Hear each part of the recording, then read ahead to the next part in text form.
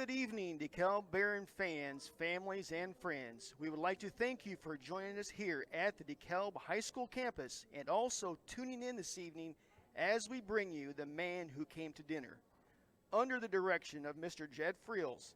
And now we ask that you sit back, relax, and enjoy the work by the students of the DeKalb High School Theater Program as they bring you the classic comedy, The Man Who Came to Dinner.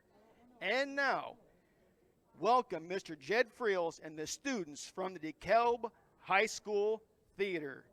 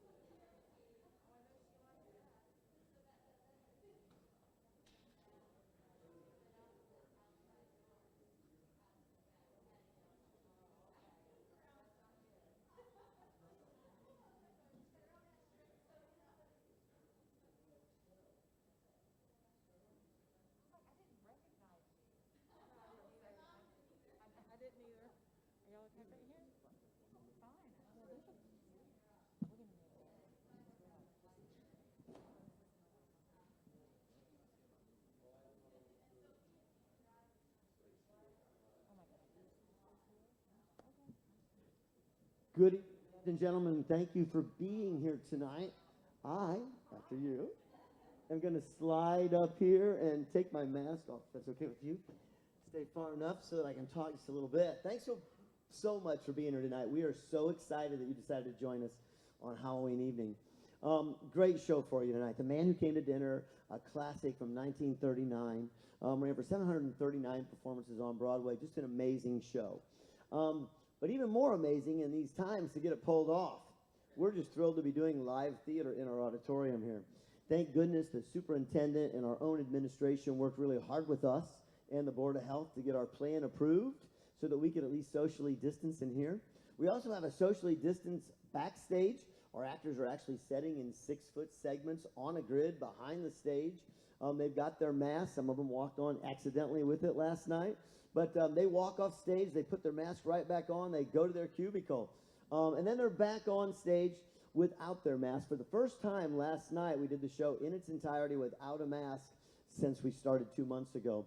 So it's kind of fun to see their faces and their expressions. I hadn't seen those yet until last night.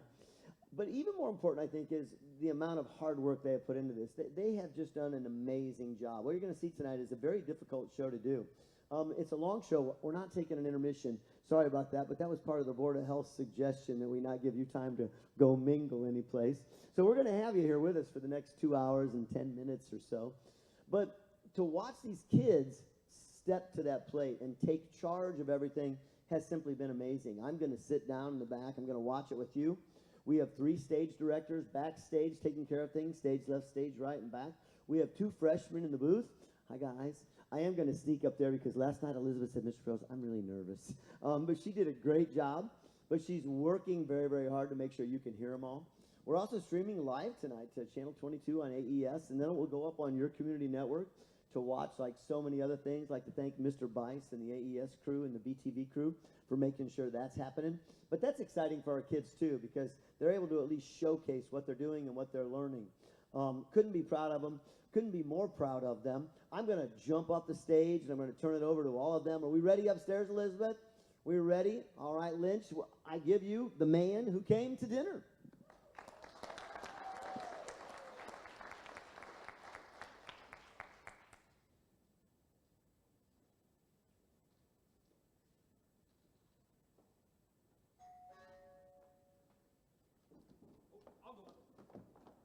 Thank you, dear. Oh, anything I can do, Miss Green? Oh, what is it? What's the matter, John? Oh, anything I can do, Miss Green? No, thank you. More cablegrams and more packages. Huh, Dad's going crazy upstairs with that bell ringing all the time. Oh, dear, Ginny, will you go? What were you saying, Richard? One's from New York and one from San Francisco. There was something from Alaska this morning? Oh, really? Yes, that's right. Who is it? I'll get him right away. They want Players Club cigarettes. Players Club? Oh, they have them at Kitchener's. I'll run down to get them. Hello, yes, I'm still waiting. Tell me, Miss Green, are they bringing him out anytime soon? We're getting him out of bed now. He'll be out real soon. Oh, thank you. I'm so glad. I mean, he must be so very happy. Yes, 2 o'clock. I think good talk then. All right, thank you. Well, who do you think that was? Mr. H.G. Wells from London! H.G. Wells from London? On our telephone? I know, I London just is can't wonderful. believe it. I'll go. This is certainly a busy house. Oh my goodness. I got his orange juice. That's fine, Sarah. It's fresh, right? Yes, ma'am. Good morning. Good morning. Good morning, ladies. Do you know what just happened? Mother, I'll be upstairs if you need me. Oh, yes, June. And tell your father he'd better come downstairs. Mr. Whiteside is coming out. Yes, Mother. Really coming out this morning? He is indeed. You don't mean it. Those are wonderful flowers. Are those for him? Yes, they are. Do you mind if I give them to him? Why, I think it's lovely. And I brought him some calf's foot jelly. Why, how nice. Who do you think is on the phone just now? H.G. Wells from London. He's had so many cablegrams. I mean, just look at them back there. And he's had calls from all over the country and Europe. Oh, New York Times, Felix Frankfurter, Dr. Defoe, the Mount Wilson Observatory. I can't tell you what's all going on around here. I'm simply exhausted. It was in this week's Times. Didn't you see it? No, really? Your name's in it too, Daisy. Listen. Portland Sheridan Whiteside, critic, lecturer, wit, radio orator, intimate friend of the great and near great, last week found a celebrated with no weapon with which to combat an injured hip. The Falstaffian Mr. Whiteside, trekking across the country on one of his annual lecture tours, met his Waterloo in the shape of a small piece of ice on the doorstep of Mr. and Mrs. Ernest W. Stanley of Mosalia, Ohio. Result, canceled lectures and disappointment to thousands of adoring club women in Omaha, Denver, and points west. Further result, the idol of the airwaves dressed until further notice in home of surprise Mr. and Mrs. Stanley. Possibility. Christmas may be postponed this year. What's that mean? Small piece of ice on the doorstep of Mr. and Mrs. Don't think of it. You know, if it were my house, Daisy, I'd have a bronze plate put on the step right where he fell. Well, of course I just feel terrible about it. You know, he just never goes to dinner anywhere. And then he finally decides to come here. And this had to happen. Oh, poor Mr. Whiteside. But it's going to be so wonderful having him here with us. I mean, even just for a little while. Think about it. We'll sit around in the evening and discuss books and plays and all the wonderful people he's known. And he'll talk in that wonderful way of his. And he may even read Goodbye, Mr. Chips to us. Daisy, I can't wait any longer. Mr. Whiteside. Good morning, ladies. Good morning. Mr. Whiteside is coming out any minute. And it's H.G. Wells' telephone from London. And we're in New York Times. Look.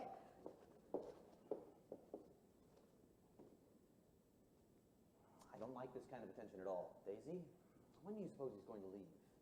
Well, I mean, he's just getting up this morning. And after all, he's had quite a shock, and he's been in bed a full 2 weeks. He'll certainly need a few days' rest.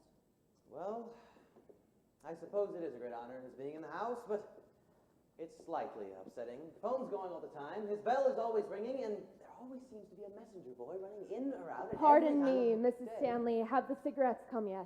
Oh, my son went for them. Thank you. Oh, this is Miss Cutler, Mr. Whiteside's secretary. How do you do? May I move this chair? You mean he's coming out now? He is indeed. Oh my gosh! Jim, Mr. Whiteside's coming out! Sarah, come on, Mr. Whiteside is coming out. Yeah, I don't know what to do. I'm just so excited. Good morning, Dr. Bradley. Good morning. Good morning. Well, here we are, merry and bright. Bring out our little patient, Miss Green.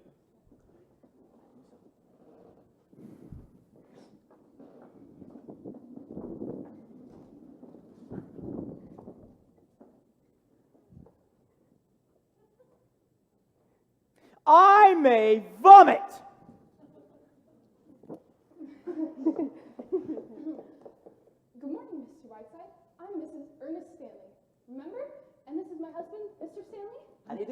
Whiteside. I certainly hope that you're feeling better. Thank you. I am suing you for $150,000. How's that? What? I said I am suing you for $150,000. You mean because you fell on our steps, Mr. Whiteside? Samuel J. Leibowitz will explain it to you both in court. Who are those two harpies standing there like the kiss of death? Oh, my God. Made from your own foot, I have no doubt. And now, Mrs. Stanley, I have a few small matters to take up with you.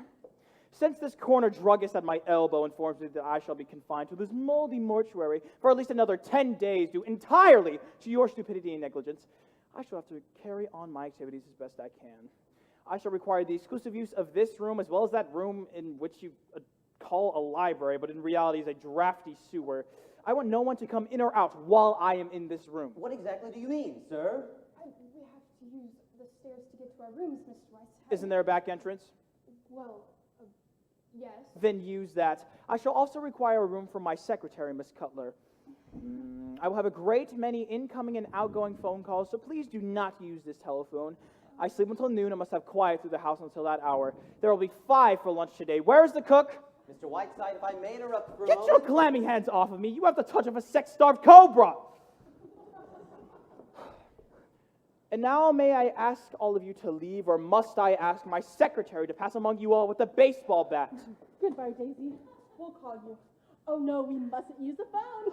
Now look here, Goodbye. Whiteside. There is nothing to discuss, sir. Considering the damage that I have suffered at your hands, I am asking for very little. Good day. I'll call you from the office later, Daisy. Not on this telephone, please.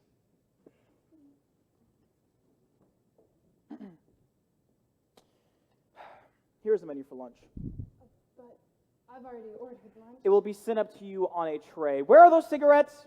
My son went for them. I don't know why he... Here, sir.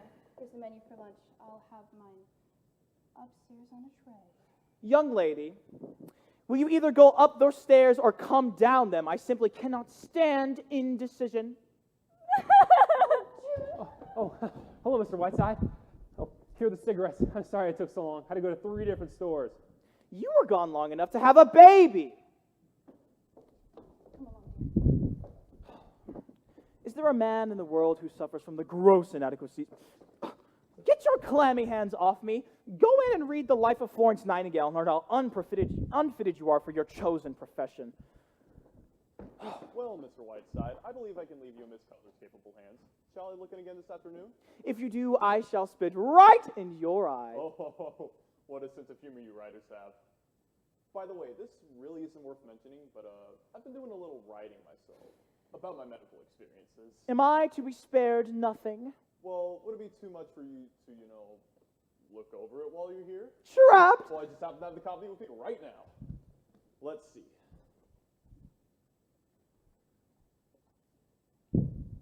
No. Here it is. The story of a humble practitioner, or 40 years an Ohio doctor. I shall drop everything. Oh, thank you, Mr. Whiteside, and I hope you like it. Well, see you on the morrow. Keep that hip quiet, and don't forget about those little pills. Goodbye.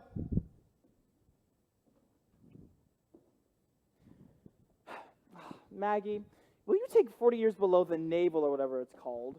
Well, I can certainly say you have behaved with all your accustomed grace and charm. Look here, Puss.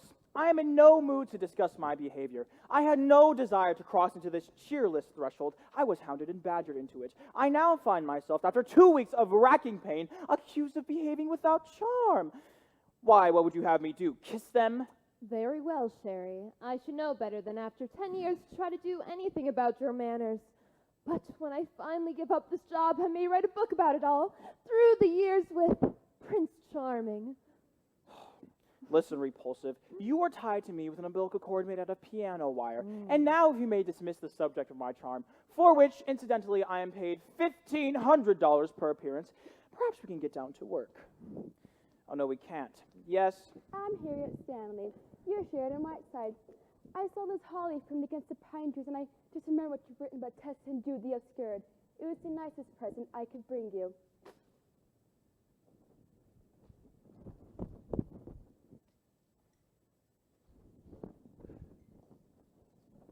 by God, what was that?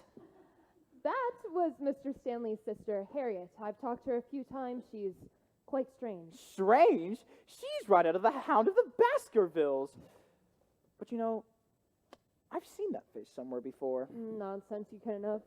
Can you press this in the doctor's book, please? I see no reason why I should endorse maiden-form brasseries. Here are some telegrams. What date is this? December 10th. Send a wire to Columbia Broadcasting. You can schedule my Christmas Eve broadcast in the New York studios. I will be proceeding east instead of proceeding to Hollywood. Stop. For special guests, we will have Yasha Heifetz, Scott Pirelli, The Luntz, Dr. Alexis Carroll, Catherine Cornell, with Haley Selassie on shortwave from England. Are you sure you'll be all right by Christmas, Sherry? Oh, I'll be fine. Send a wire to Mahatma Gandhi, Bombay, India. Dear Boo Boo, schedule changed. Can you meet me Calcutta, July 12th? Dinner 8:30, Whiteside. Send a wire to the editor of the Atlantic Monthly. Do not worry, Stinky. Copy will arrive. Whiteside. Arturo Toscanini, where is he? I'll find him. Counting on you, January 4th, my annual benefit, Home for Paroled Convicts, at the Metropolitan Opera House. As you know, this is a very worthy cause and very dear to my heart. Tibbet, Rethberg, Flagstad, and Martellini will all be attending as special guests. Will you have quiet supper with me and Ethel Barrymore afterwards? Whiteside. If it's for Mrs. Stanley, tell them she's too drunk to talk. Hello? What? Hollywood? If it's Goldwyn, hang up. Hello, Banjo! Banjo, give me the phone. Banjo, you old so-so, how are you, darling? Maggie, give me that. Shut up, Sherry. Are you coming east, Banjo? I miss you. Maggie. Oh, he's going to live. Give me the phone, please. In fact, he's screaming at me now. Here he is. Okay, that's not. Give me the phone. Hello, Banjo. How are you, my fawns behind? And what are you giving me for Christmas? Ooh! What news, Banjo, my boy? How are Wacko and Slappo? Yes. Yes, I'm all right. Still out here. Oh, no, I'm fine. I've got the best horse doctor in town. What about you? Having any fun? Playing any cribbage? Oh! Well, don't take all of his money. Save some for me. Are you still having that picture painted? By whom? Milt Gross? Oh, not really. No, from here I go to the Dartmouth Drama Festival. I'll be there for 12 days and I go back to New York. Oh, you wouldn't understand. Well, I can't spend all my time talking to Hollywood riffraff. Kiss Luella Parsons for me. You know where. Yes. Yes, I know. Goodbye, Banjo. He took $1,400 from Sam Goldwyn in cribbage, and Sam said, Banjo, I will never play garbage with you again. What's all this about having his portrait painted? Salvador Dali. That's all of his face and his needs. A surrealist to paint it. What do you want now, Miss Bedfan? It's your pills. One every 45 minutes.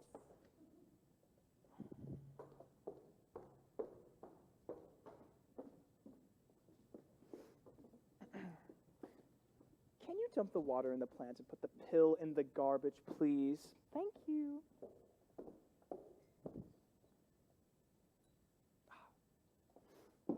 Any more broadcasts for me, darling?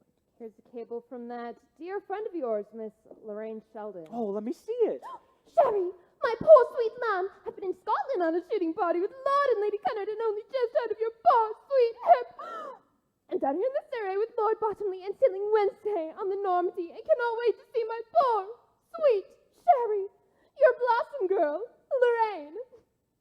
In the words of the master, I may vomit. Oh, don't be bitter, Puss, just because Lorraine is more beautiful than you are. Lorraine Sheldon is a very fair example of that small but vicious circle you move in. Pure sex jealousy if I ever saw it. Do you have any more broadcasts for me? Lorraine Sheldon, Lord Bottomley, my Aunt Fanny. Ooh, it's from Destiny's Tot. Oh, England's little rover boy. Dear baby's breath, what's this I hear about some hip fracture and some bordello brawl? Does this mean our Hollywood Christmas party is off? By the way, finished a new play in Pago Pago, and it's superb. Myself and a ukulele leave tomorrow from Honolulu. In that order. By the way, the Sultan of Zanzibar wants to meet Ginger Rogers. Let's face it, Oscar Wilde. He does travel, doesn't he? You know, it'd be nice if the world went around Beverly Carlton for a change. Hollywood next week. Why couldn't he stop on over on his way to New York? Send him a cable, Beverly Carlton, Royal Hawaiian Hotel, Honolulu, Hawaii. If these people intend to have their friends using the front door, What do you want them to do? Use the rope ladder? I will not have a lot of mildewed pus bags running in and out of this house while I am here. Good morning, Mr. Jefferson. Good morning, John. Go away! The Stanleys have been arrested for slavery. Good morning, Mr. Whiteside. I am Jefferson of the Saley Journal. Maggie, deal with him. I'm sorry, Mr. Whiteside is seeing no one. Really? So will you please excuse us? Good day. Well, it seems to me that Mr. Whiteside is sitting up and taking notice. I'm afraid he's not taking notice of the Massalia Journal, do you mind? You know, if I'm going to be insulted, I'd like it to be by Mr. Whiteside himself. I never did like carbon copies. Touche, if I ever heard one. And in Massalia too, Maggie dear. Will you please leave? Mr. Whiteside, how about an interview? I never give them go away. But Mr. Whiteside, if I don't have this interview, I might just lose my job. Well, that would be quite all right with me. You don't mean that, Mr. Whiteside. Look, I know you used to be a newspaper man yourself, and you know what editors are like. Well, mine, he's the toughest to ever live. You won't get around me that way. If you don't like him, then get off the paper. Well, I actually quite like the paper, and William Allen White could have got it for you, but he didn't. You have the effrontery in my presence to compare yourself with William Allen White? Only in the sense that White stayed in Emporia, and I want to stay here and say what I have to say. Such as what? Well, if I were to put it into words, Mr. Whiteside, it'd sound like an awful lot of hooey. The Journal, it was my father's paper, so it has a sentimental point with me, the paper. I'd like to carry on where you left off. So you own the paper, eh? I do indeed. So this terrifying editor, this dreadful journalistic apocalypse is you yourself? In a word, yes. I see. In the future, Sherry, let me know when you don't want to talk to people. I'll usher them right in. Well, young man, I suppose you've written that novel. No, I've written that play. Well, I don't want to read it. I am a little hungry. Can you fetch that box of goodies for me over there? See, the trouble is, Mr. Whiteside, you being in this town comes under the heading of news. Biggest news since the Depression, practically. So I just got to get a story. Ooh, pecan butternut fudge. Oh my, Mr. Whiteside, you mustn't eat that. It's awfully bad for you. My dear great Aunt Jennifer ate a whole box of candy every day of her life. She lived to be 102, and when she had been dead 3 days, she looked better than you do now.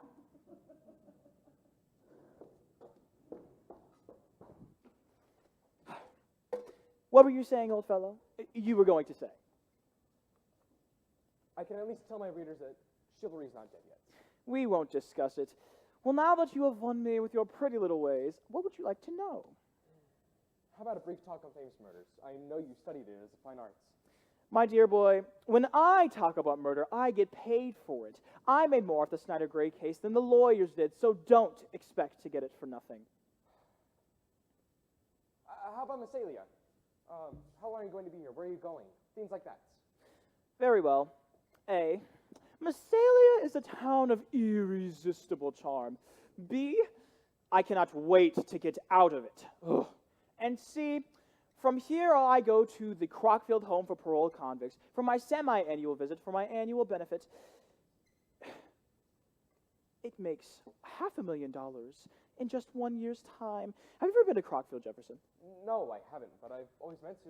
Well, as a newspaperman, you ought to go instead of wasting your time here with me. It's only 75 miles from here. Did you ever hear how Crockfield got started? No, I didn't. Well, sit down, Jefferson. Make yourself comfortable. It is one of the most endearing and enchanting stories of our time.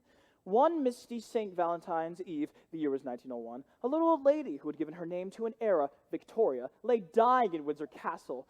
Maud Adams had not yet tripped across the stage, causing every young heart to swell as she played Peter Pan. Irving Berlin had not yet written the first note of a ragtime rigadoon that was to set the nation's feet a-tapping, and Elias P. Crockfield was emerging from the state penitentiary. Destitute, embittered, cruel of heart, he wandered on the St. Valentine's Eve into a little church. But there was no godliness in his heart that night, with no prayer upon his lips. In the faltering twilight, Elias P. Crockfield made his way toward the poll box. With callous little fingers, he ripped open this poignant testimony of a simple little people's faith. Greedily, he clutched at the few pitiful coins within, and then a child's wavering treble broke the twilight stillness. "Please, Mr. Man," said a little girl's voice, "won't you be my Valentine?" Elias P. Crockfield turned.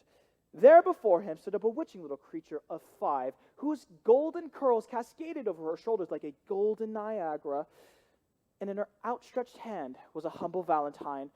In that one crystal moment, a sealed door opened in the heart of Elias P. Crockfield, and in his mind was born an idea. 25 years later, 3,000 ruddy-cheeked convicts were gambolling across the broad lawns of the Crockfield home, frolicking within the depths of their own swimming pools, listening to their own symphony orchestra on their own radio station. Elias P. Crockfield has long since gone to his maker, but the little girl of the golden curls, now grown to lovely womanhood, is known as the Angel of Crockfield, for she is the wife of the warden. And in between an El Greco and in Rembrandt, there hangs, in a simple little frame, a humble Valentine. And in the men's washroom every Christmas Eve, the ghost of Elias P. Crockfield appears in one of the booths. Will you sign this, please? This aging debutante, Jefferson, I keep solely in my employ because she's the sole support of her two-headed brother. I understand. Well, thank you very much, Mr. Whiteside. You've been very kind. By the way, I am a cribbage player if you're ever in need of one while you're here. How much can you afford to lose? I typically win. We won't discuss that. Come back at 8:30. We'll play three-handed with Elsie Dinsmore. Move. Sherry! Mets! Mets, you incredible beetle hound! How did you get here? A car. Hi, Maggie. Matt, darling, what a wonderful surprise. Mets, stop looking at... Wait. Jefferson, you are standing in the presence of the enchanted Adolph Metz, the world's greatest authority on insect life. Stop looking at me adoringly and tell me why you are here.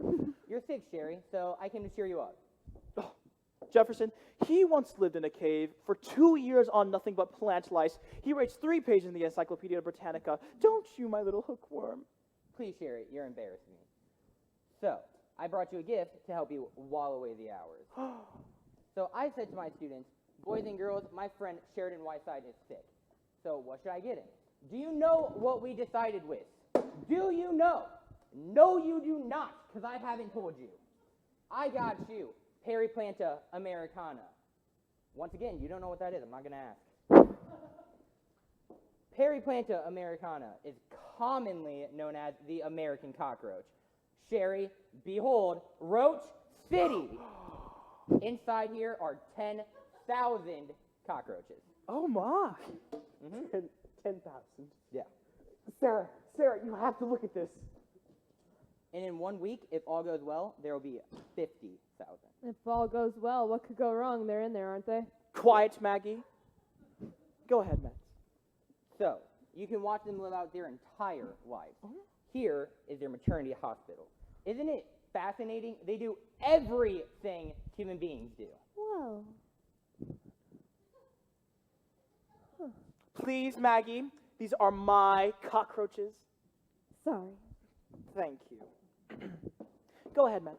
If you listen very, very, very closely, you can hear their mating calls. I put speakers down here just for you. Oh, my. Tell me, how long has this been going on? A while. Wait, shh, stop writing.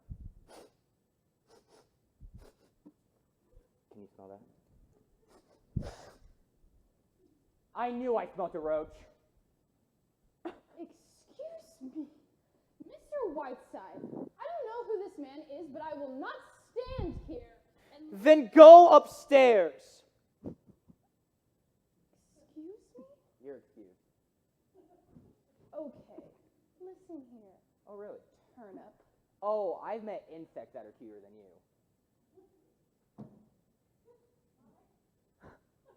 Please go away, Miss Stanley. This is my house. It's their house.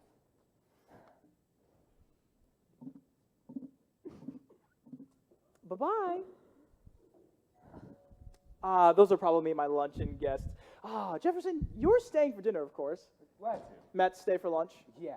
All righty. How do you do? Bring him right in, Baker.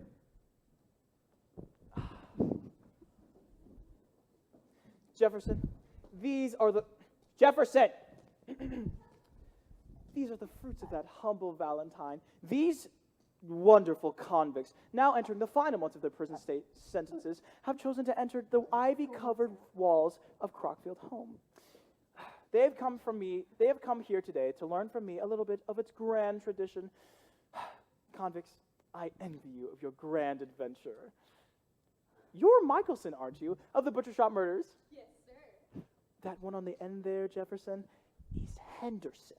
Always chop them up in a salad bowl, remember? Oh, terrifying.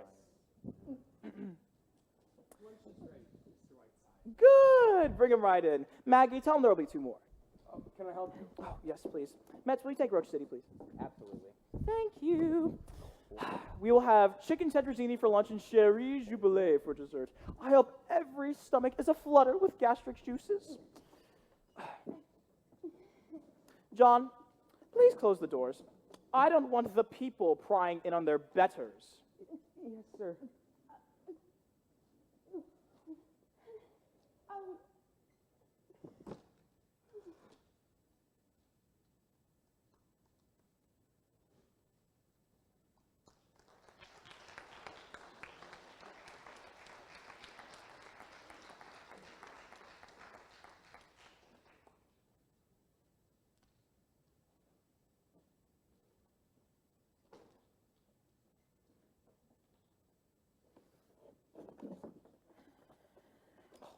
Damn door.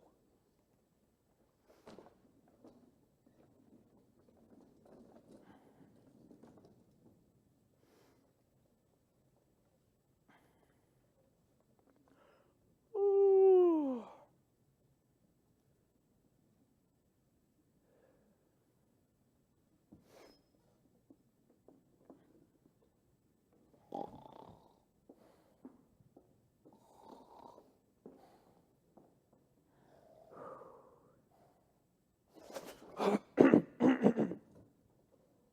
I was dreaming of Lillian Russell, and I awakened to find you. Your medicine, Mr. Whiteside. What time is it? Oh, about 6:30. Where is Miss Cutler? She went out Out? with Mr. Jefferson. All right if I turn up the lights, Mr. Whiteside. Yes, thank you, John. By the way, while I have you, sir, Sarah has something special for you. She's made it just for you. She has? Where is she, my little souffle queen? Here I am, Mr. Whiteside. And in she walks like the beauty of the night, and in those deft hands is the art of Michelangelo. Let me taste the new goody.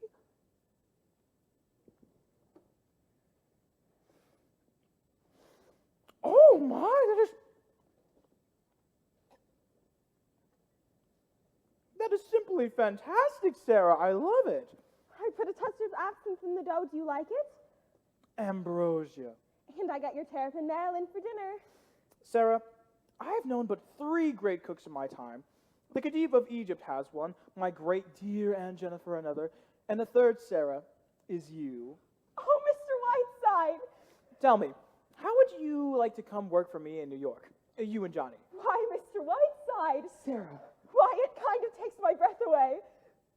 It would be wonderful, Mr. Whiteside, but what would you say to Mr. and Mrs. Stanley? Oh, just goodbye. They'd be awfully mad, wouldn't they? They've been terribly kind to us.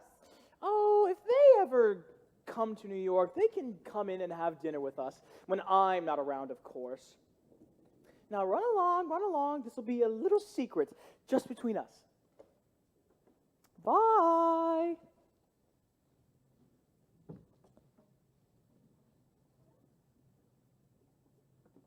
move so slow. Miss Preen, Yes, sir. Yes, sir. what have you got in there anyway? A sailor? I was just washing my hands What time did Miss Cutler go out? a couple hours ago. All right, all right. Go back to your sex life.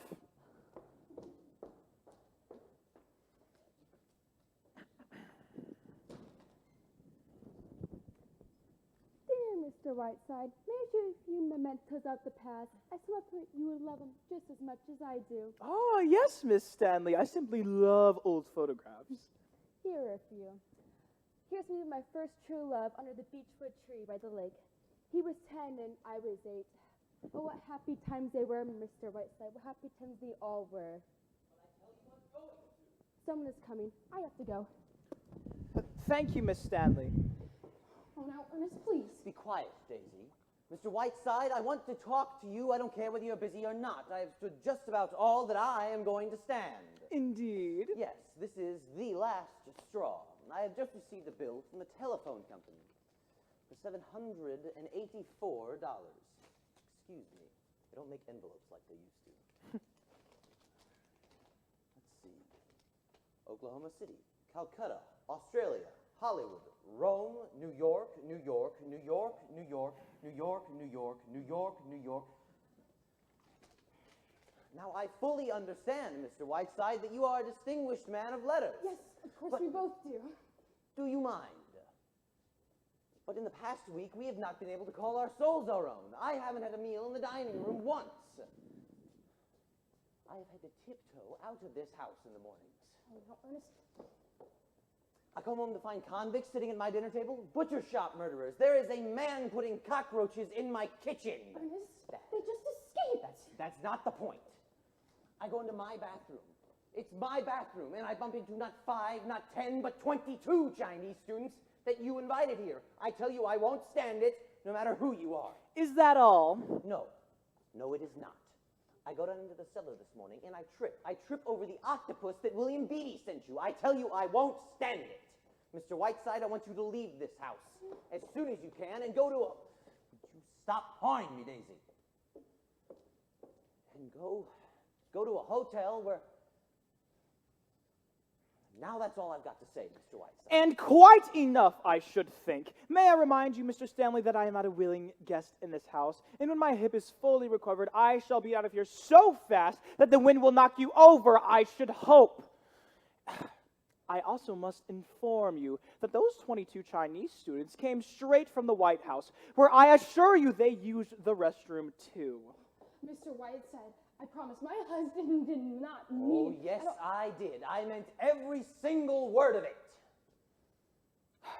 And, Mr. Stanley, if you insist on me leaving so early, thereby causing my hip to suffer a relapse, I shall sue you for every additional day that I am held captive, which I assure you will amount to a tidy sum.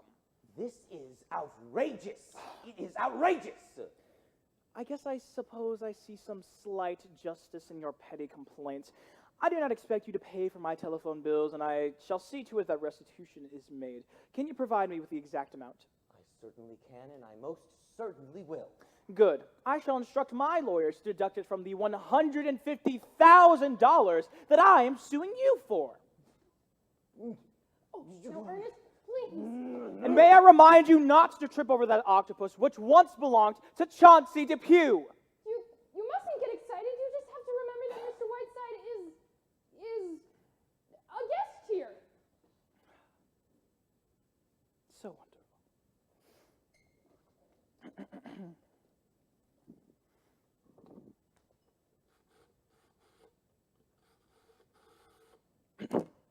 Hello. Yes, is this the mansion house? I'm looking for a Mr. Jefferson. Is he there? He's not, eh? No message. Remember when you fell on your face? That was so... Believe it. Come here, you two. Now look here. I am by nature a gracious and charming person.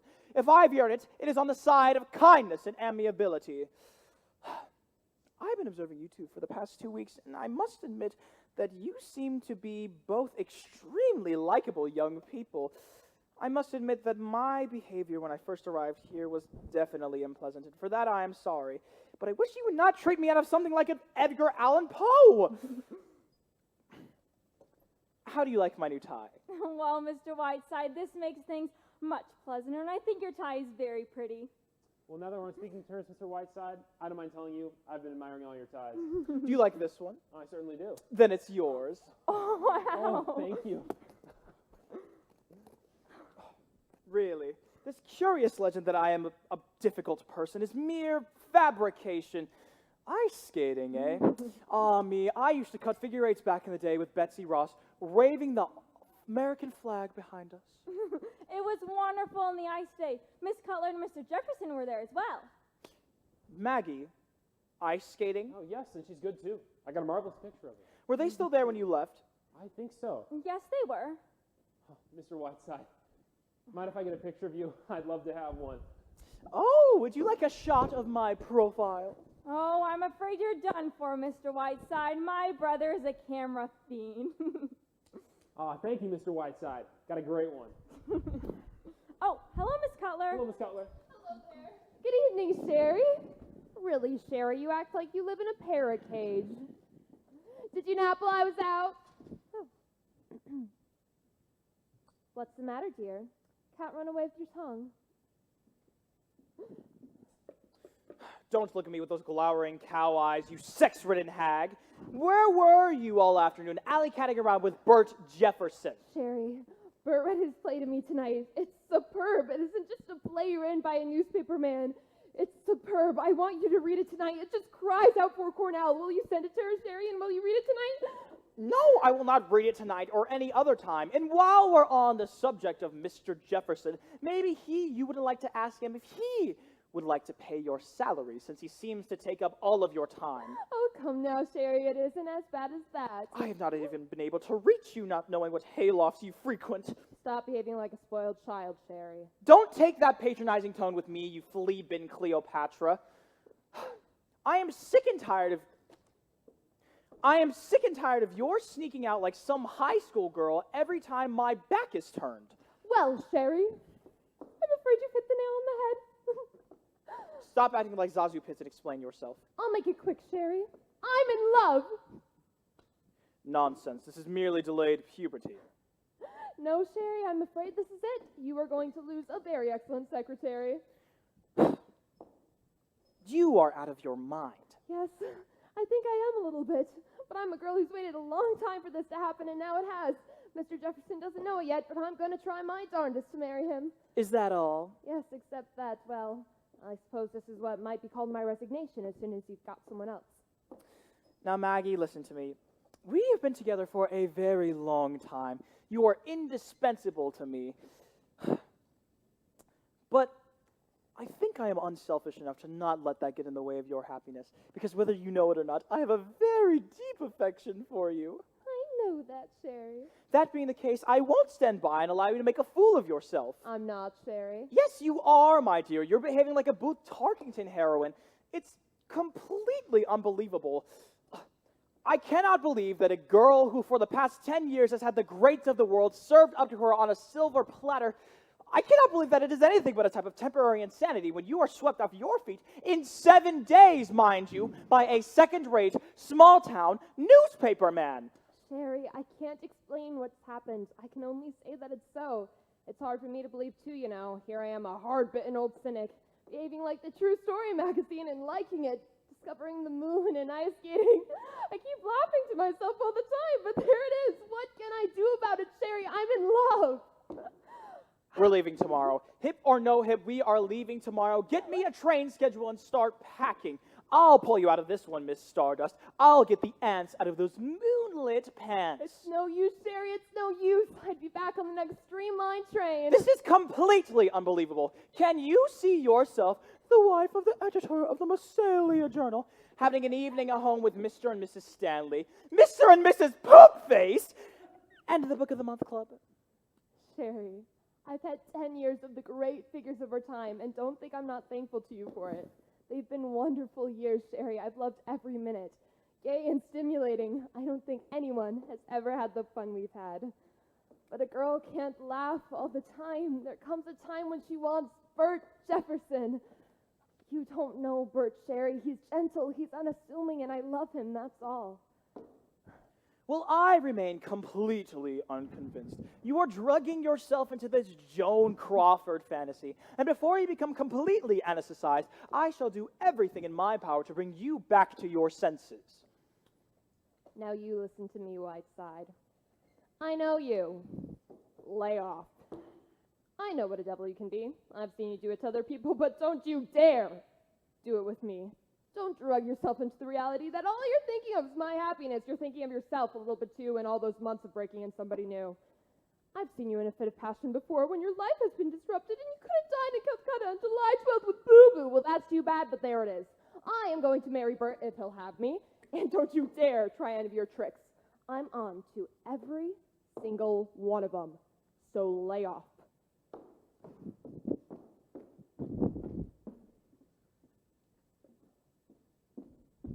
That's my message for you, Big Lord Fauntleroy.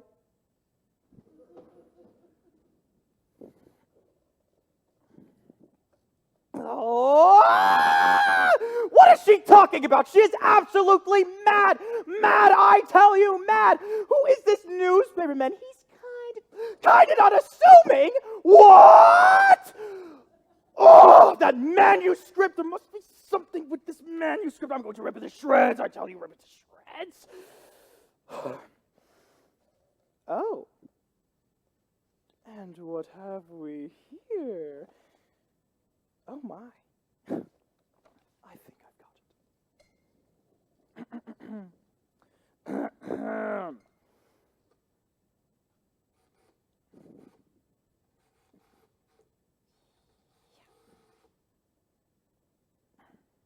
Hello. Transatlantic operator. Yes. Can you get me in touch with a Miss Lorraine Sheldon? Sheldon. Yes. She sailed west on the Normandy, south of Southampton. Yes, that's her. Mm-hmm. All right. Put in a message for me. Thank you. This is Mr. Whiteside. Thank you. Mm-hmm. Bye-bye. Good evening, John. Good evening, Doctor. Well, well, good evening, Mr. Whiteside. Hello, Dr. Bradley. Hello. Now, what can be the best news I could possibly bring you? You have COVID-19. What? Oh, no. Mr. Whiteside, you are a well man. You can get up and walk now. You can leave this house tomorrow. What do you mean? Well, sir, I looked at those x-rays again this afternoon, and do you know what? I've been looking at the wrong x-rays this entire time.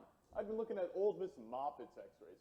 You are perfectly, absolutely well. Keep your voice down, will you? What's the matter, aren't you pleased? Delighted, naturally. How do you...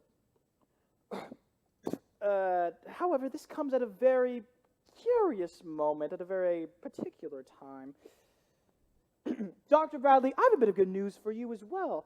I've been reading your book, 40 Years... Doctor? Yes, that. And I consider it extremely close to being one of the great literary contributions of our time. Mr. Whiteside. So good do I feel about it, Dr. Bradley, that I'm willing to stay here in Massalia to work with you on it. Sit down. Mr. Whiteside, I would be so terribly honored to work with you. However, there's a slight complication. You see, if my radio sponsors, my lecture bureau, were to learn that I am well, they would insist on me fulfilling my contracts. So we shall tell no one, not even Miss Cutler, you understand, that I am well. I see. Not a soul. Not a soul, not even my wife. That's fine. Well, sir, when do we start work? Tonight? Oh, I've just got one patient that's dying, then I'm perfectly free. Excuse me, Dr. Bradley. Hello? Yes, this is him.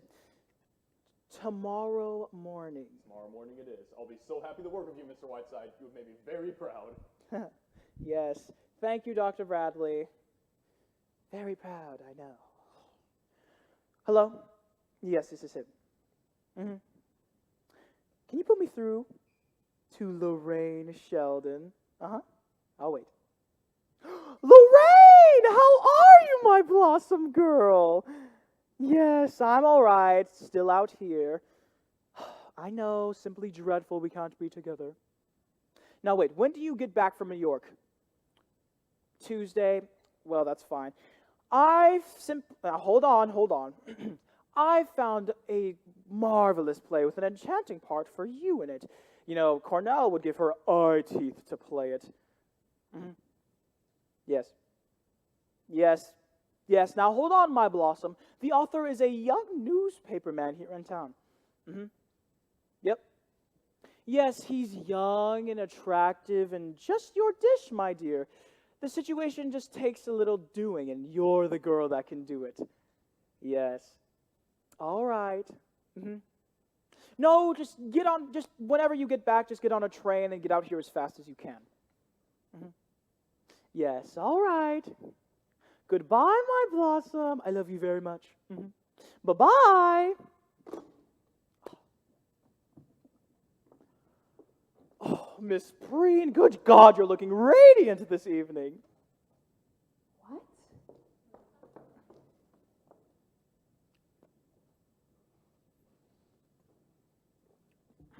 Thank you.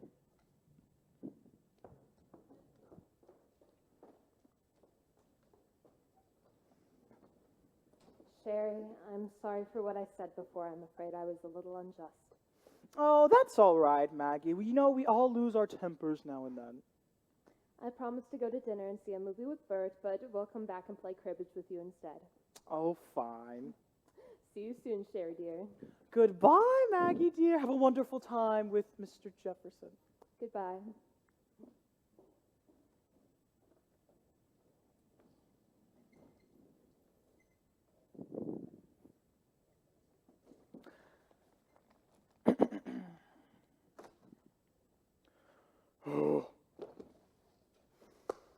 It's just a little rabbit in the sunshine. It's just a little rabbit in the rain. I nibble on my lettuce leaf all morning long.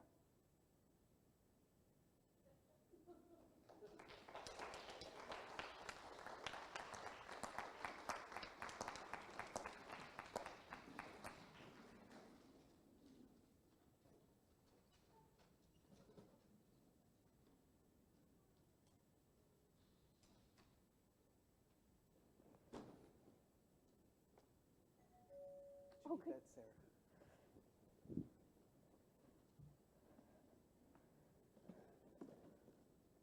Why, look, they're presents for Mr. Whiteside.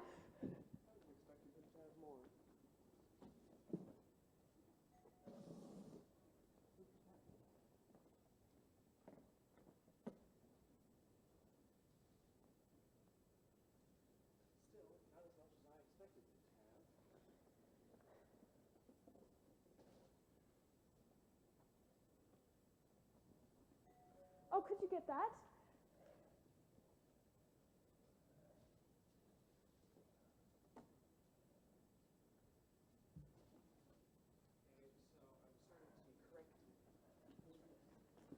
Oh my.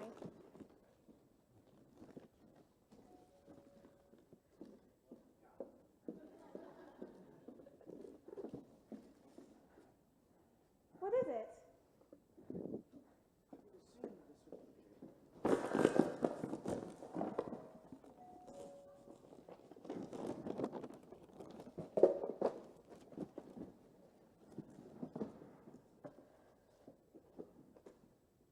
More? Oh my gracious. This is all of them. If this is not all of them, I will quit.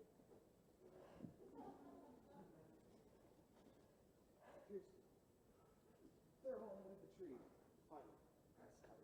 Thank you, John. My, I never saw anyone get so many Christmas presents before. I can't hardly wait to see what's in them. What about Mr. Whiteside opened this color? Well, you see, John, Christmas is Mr. Whiteside's personal property. He invented it, and it belongs to him. First thing tomorrow morning, Mr. Whiteside will open each and every present and make the damnedest fuss you ever saw.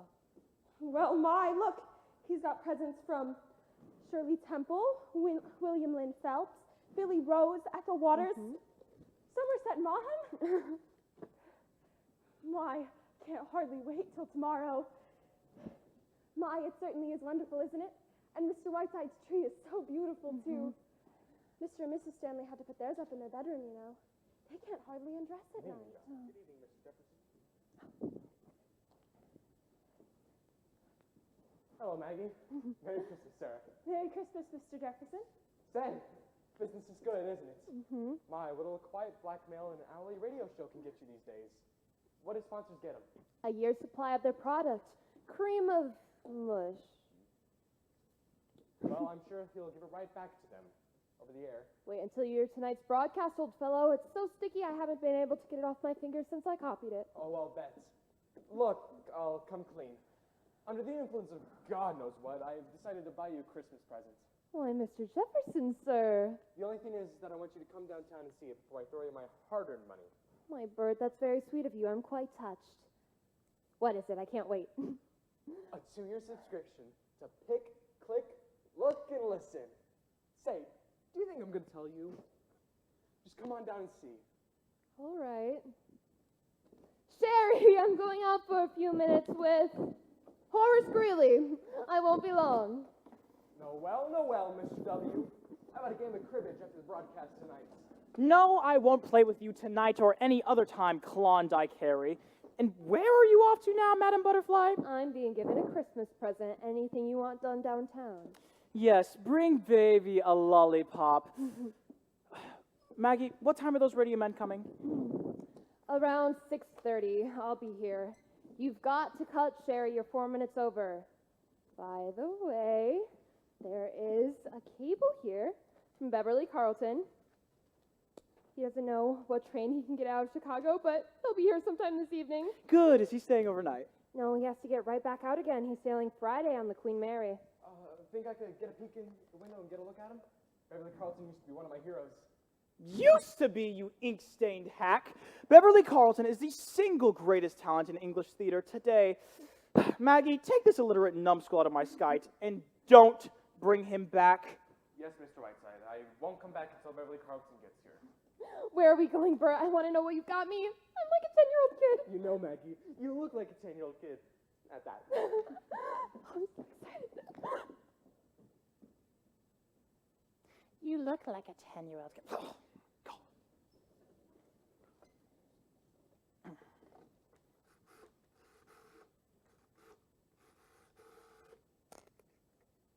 Hello? Yes, is this the mansion house?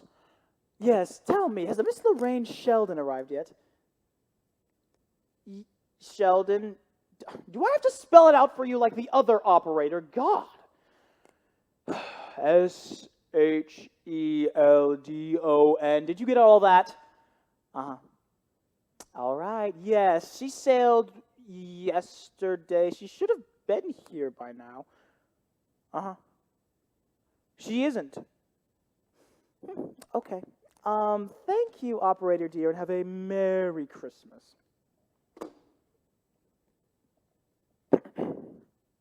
Wow.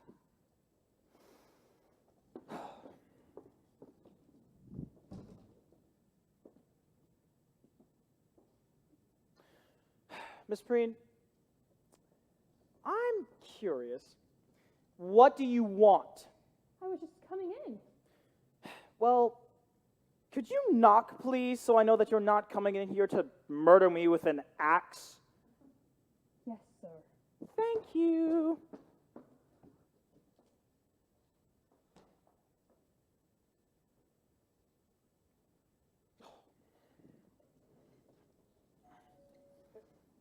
It looks like there's some expressman with a package for you, Mr. Whiteside. I'll have him come around the front. Thank you, John. All right, yes, bring it in here. Bring it in here. Right this way, please. Watch the wall. Watch the wall. Watch the wall. Oh, my gosh. Bring it right over here. Why, it looks like some sort of animal, Mr. Whiteside. They're animals, I say. We had seen at 7 o'clock this morning. From Admiral Richard E. Byrd. I say. Could you open it up a little, John? We don't want them escaping. Why, hello, they're penguins. 1, 2, 3, 4 penguins. Well, how are you, my little lovelies? You might want to know that the directions for feeding them are right here. To be fed only whale blubber, eels, and cracked lobster. They had Coca-Cola this morning. I liked it. Well, I want these right in the library with me. You know, they make the most enchanting companions. Bring them right in, John.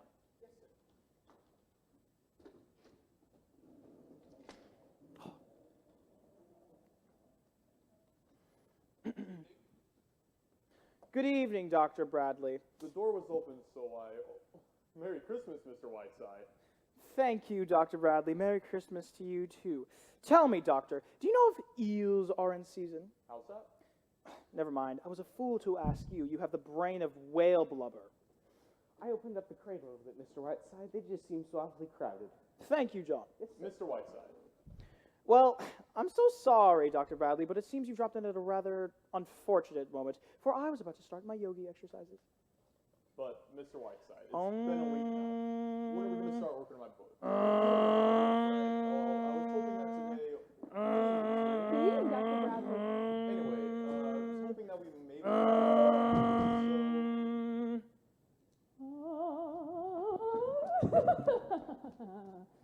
Dr. Bradley, perhaps I'm not well, but when I opened that door just now, I thought I saw a penguin with a thermometer in its mouth. Oh, those penguins, have they gotten out of their crate? Penguins? Did you just say penguins? Yes. Dr. Bradley, could you do me a favor and go in and round them up for me? There are 4 of them. Capture the penguins, yes. And Miss Preen, would you go on and entertain them for me while I am out here? Yes, sir. Wonderful. He's got a huge bruise on his forehead. Why, isn't that too bad?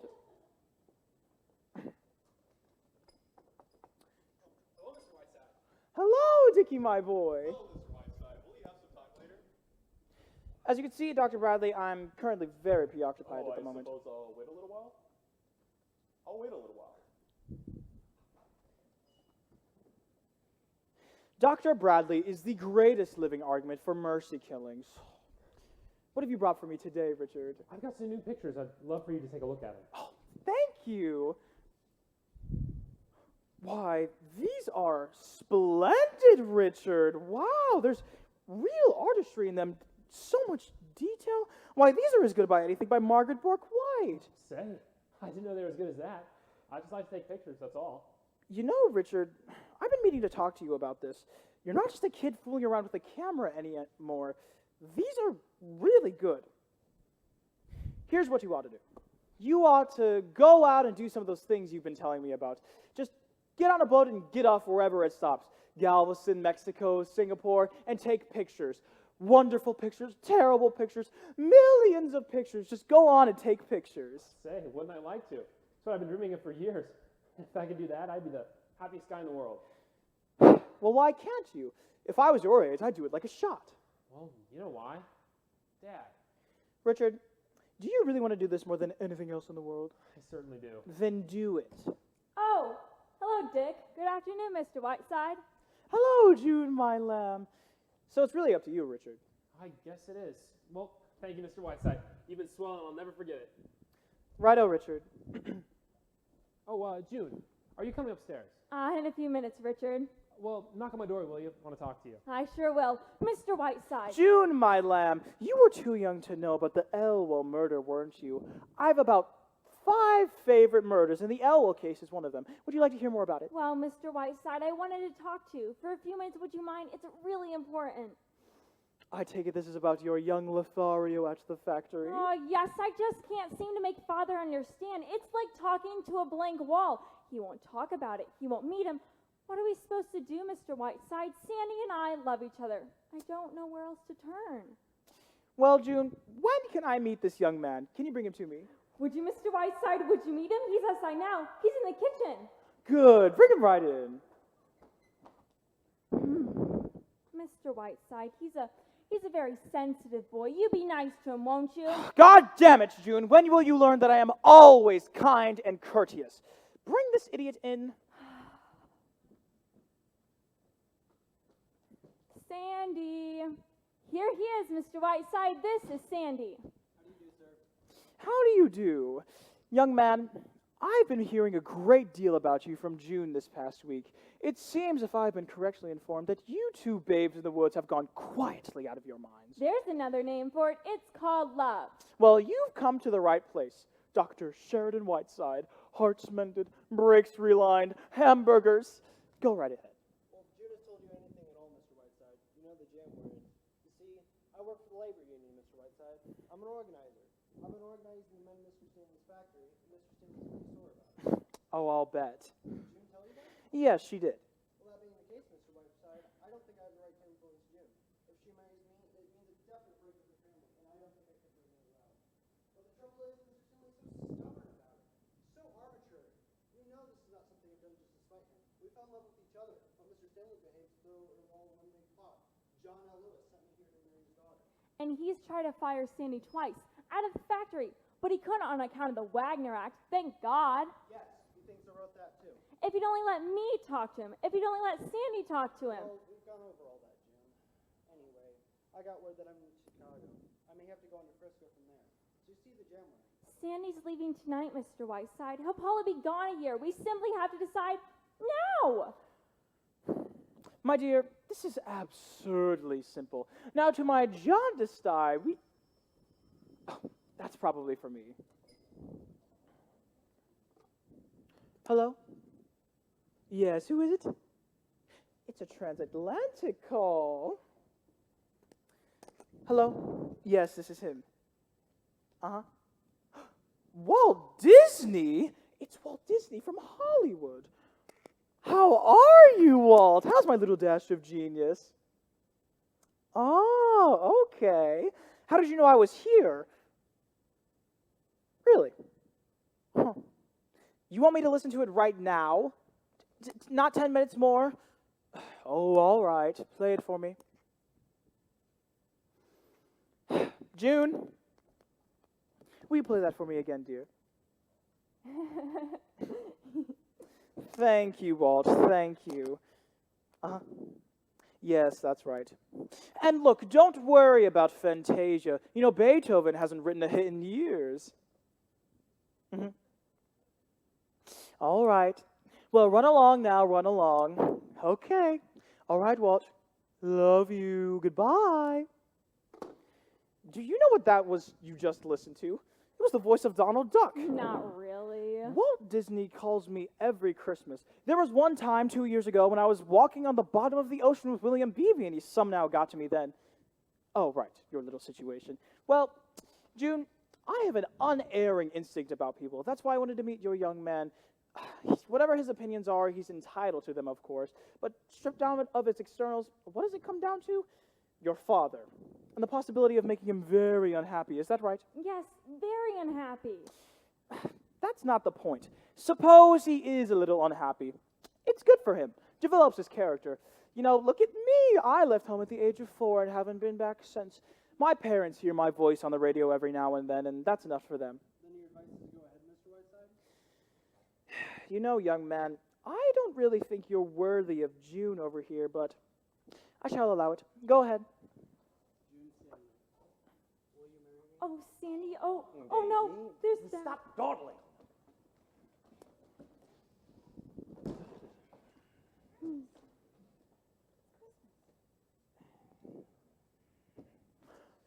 Forgive us for trespassing, Mr. Whiteside. Oh, not at all. It's Christmas, you know. Merry Christmas, Merry Christmas. Yes. Merry Christmas, Mr. Whiteside. Oh, June, would you like to come along with us? We're taking some presents to the Dexters. No, thank you, Mother. I have to go write some letters. But darling, Come, Daisy. Oh my, Mr. Stanley. Well, whatever happened to your forehead? Did you have a little accident? No, Mr. Whiteside, I'm taking boxing lessons. Go ahead, Daisy.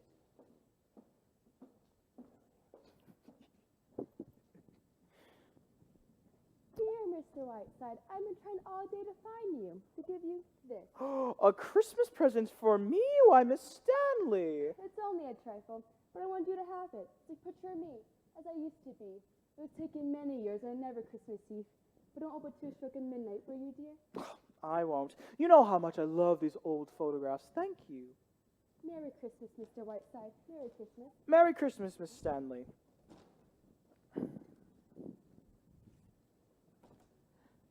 This is the Stanley residence, isn't it? Yes, ma'am, it is. I've come to see Mr. Whiteside. Will you tell me Miss Lorraine Sheldon is here? Yes, right this way. Miss Lorraine Sheldon to see you, sir. Hello! Sherry, my sweet. Mwah, mwah, mwah, mwah, mwah, mwah, mwah, mwah.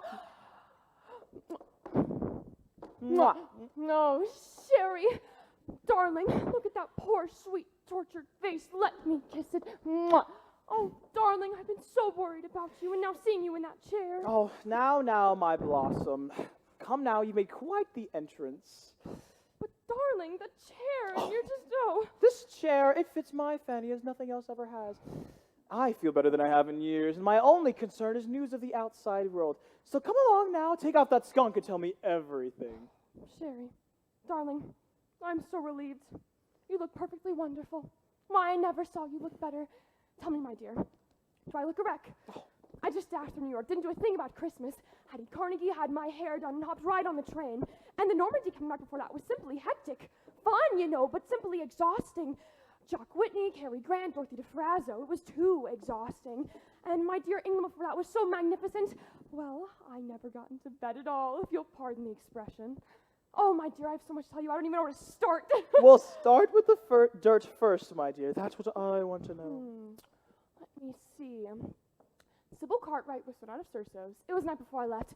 She was wearing one of those new cellophane dresses. You could see everything, even the Trafalgar Square. Oh, and before I forget, Anthony Eden says he's appearing on your New Year's Eve broadcast, Sherry. And Sir Harry Monstrous, the painter, you know, was suing his mother for disorderly conduct. It just shocked everyone. And, oh, Beatrice Lilly has a message for you. She says to send 25 pounds by parcel post immediately. Believe me, she needs them. Oh, pack up a nice. Well, come now. What about you? What about your love life? What about that splendid bit of English muffin? Lord Bottomley, I believe was his name. Sherry, dear, you're dreadful. And please, Cedric is a very dear friend of mine. Now, Blossom girl, don't pull the bedclothes over my eyes. Don't tell me you wouldn't like to be Lady Bottomley with 100,000 pounds and 12 castles. I pardon if the expression, but I don't believe for a minute that you never got to bed at all. Sherry, really. Cedric may not be brilliant, but he's rather sweet, poor lamb, and he's very fond of me and represents a kind of English living that I rather like. Surrey, London for the season, shooting box in Scotland, all those lovely old castles in Wales. Oh, you were there, Sherry. You know what I mean. I do indeed. Well, really, Sherry, if I can marry Cedric, I don't see why I shouldn't. Shall I tell you something? From something he said before I sailed, I think he's finally coming around to it. It's not definite, mind you, but don't be surprised. Before long, I am Lady Bottomley. Lady Bottomley, won't Kansas City be surprised? However, I shall arrive as a flower girl, and for my wedding present, I shall bring an iron toothpick. Come now, let me hear some more of your skullduggery. Well, you see, when I... Mr. Whiteside, have you seen my book? Can we work on this now? No, Dr. Bradley, I'm very busy. Go away. Who's that? Oh, just the plumber. Now, come now, Blossom. Come now, tell me everything. Well, really, Sherry, what about this play? You know, I came all the way from New York, even on Christmas Eve, and I've been so excited ever since your phone call. Where is it? Where can I read it? Well, here's the situation. This young newspaper man, he comes to me with this play with the understanding that I send the role to Kit Cornell. It's a magnificent part, and God knows I feel disloyal to Kit. Sherry. Well, okay, so here's the nitty-gritty of it all. He's a young newspaper man, and he doesn't really want anybody else for the part but Kit Cornell, as I said. But, you know, if you play your cards right, I think you could do it. He's young and attractive, and exactly what you're looking for, my dear. The situation just takes a little doing, as I said on the phone, of course. And you're just the girl that can do it. Sherry, how can I ever thank you? Does he know I'm coming, Mr. Jefferson? Oh, no, you're just out here visiting me. I have another little present for you. Who do you think is paying me a flying visit tonight?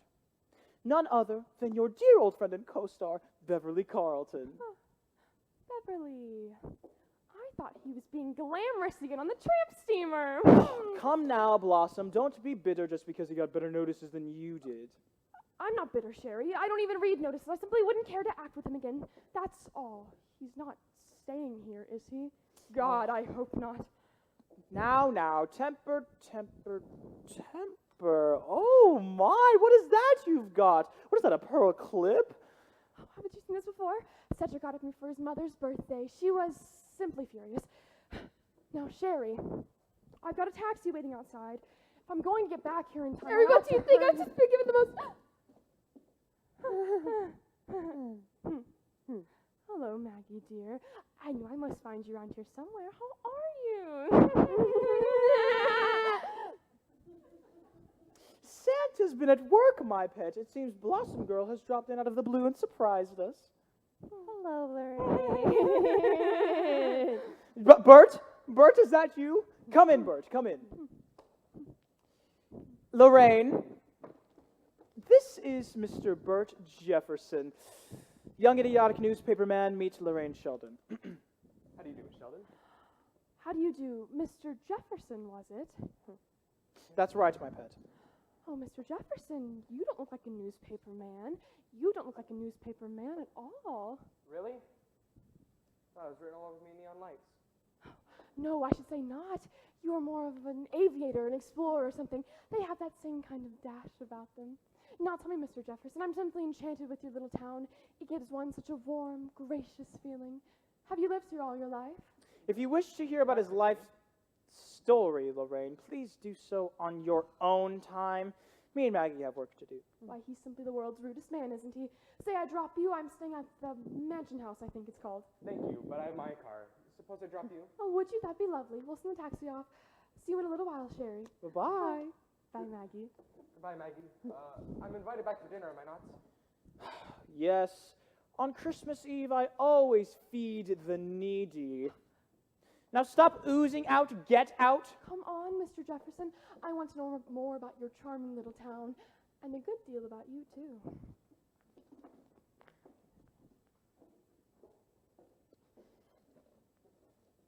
Well, now, Maggie, we have work to do. Let's get down to it. She's looking very well, isn't she? What's that? Who? The Countess D. Pushover? Quite a surprise, wasn't it, her dropping in? Yes, it was. In the joyous season of the year, when in the hearts of men, I can't cut that. Why, she must have gone through New York like a dose of salts. How long is she going to stay? Oh, I don't know, a couple days maybe. Ere the Yuletide season pass. Isn't it strange? There was Lorraine, snug as a bug in somebody's bed on the Normandy. I don't know what to cut from this. It's all so glorious, don't you think, Maggie? Now, Sherry dear, we will talk a bit. Maggie dear, just because a friend of mine happens to come out and visit me for Christmas doesn't mean there's anything else going on.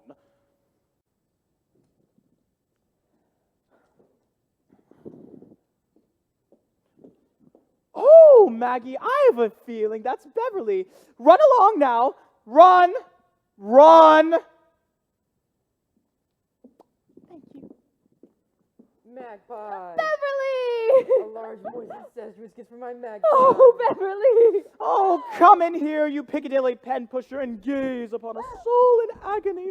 Don't tell me how you're doing, Sherry dear. I want to hear none of the tiresome details.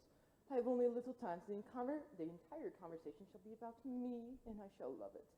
Shall I tell you how I glittered through the southern seas like a silver scimitar? Would you rather hear I flocked through Zambezia, following the Major General's daughter and finishing a 3-act play at the same time?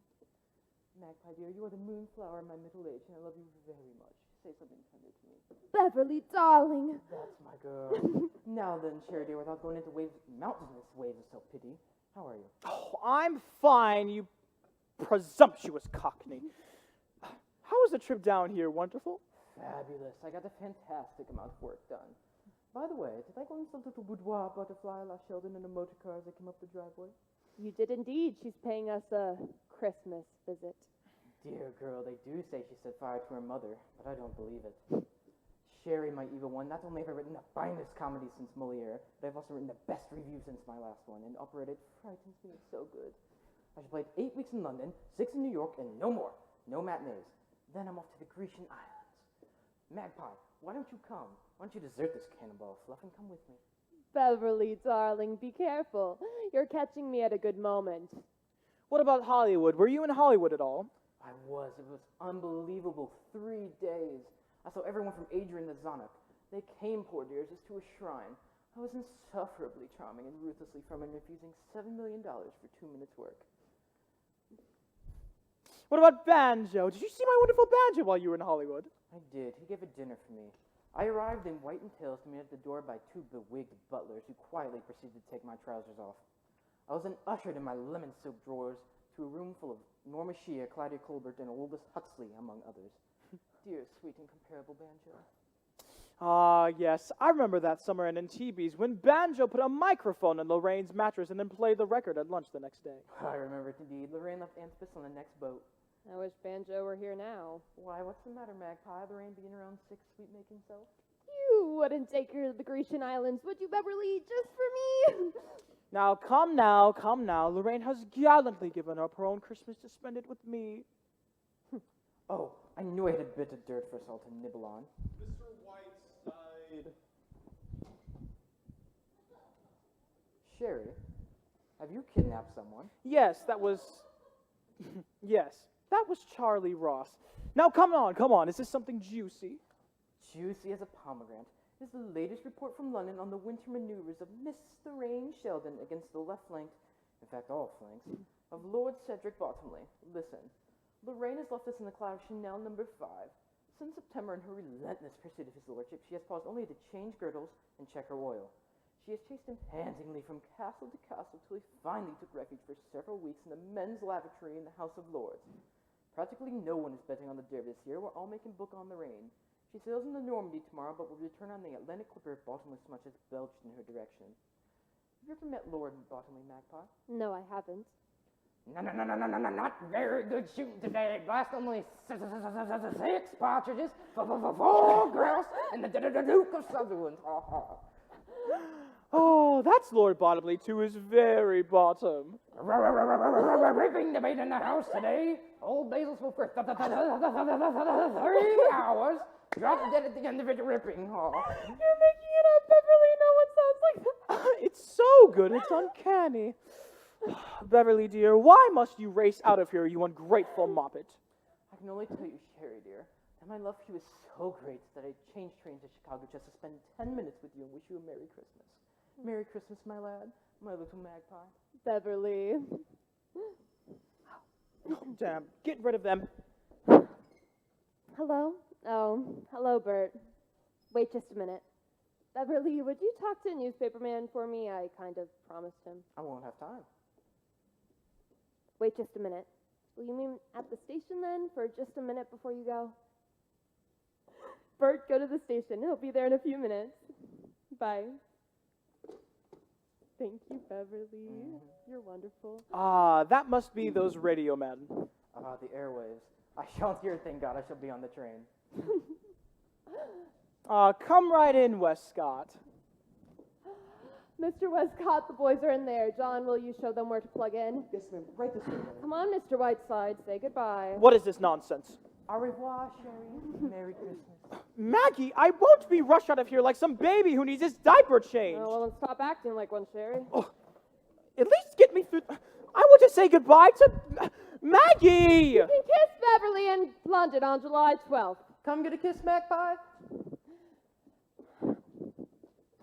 Beverly, I want just 1 minute. I must have it. You'll make the train. The station's only a minute and a half from here. Why? What's the matter? Go away! I'll just come back when you're... Excuse me. Who is that man? Never mind. Beverly, I'm in great trouble. Why? What's the matter, Magpie? Fallen in love. No. Yes, for the first time of my life, I'm in love. But Sherry is trying to break it up. In his own fiendish way, he's doing everything he can to break it up. Why, the old flounder, what's he done? Lorraine. He's brought Lorraine here to smash it up. So it's someone here, in this town, He's a newspaper man, the one you're going to meet at the station, and he's written a play, and I know Sherry must be using that as bait. You know, Lorraine, she'll eat him up alive. You've got to help me, Beverly. Of course I will, Magpie dear. What can I do? I've got to get Lorraine out of here. The further away, the better. And you can do it for me. How? How can I? I'm leaving. Oh, yes, there's one on that table. Thank you. One of those penguins ate the original. Here's what I want you to do. I love it. I absolutely love it. It's simply enchanting. It bitches Sherry and Lorraine at the same time. It's heavenly. I adore it, and I shall do it up brown. Darling, the first baby will be named Beverly. Well, then I hope it's a girl. Darling, you're wonderful. Oh, I know. Come to Chiswick for your honeymoon. I shall set you up. Goodbye, my love. I adore you. Mercy, let's make it out of here.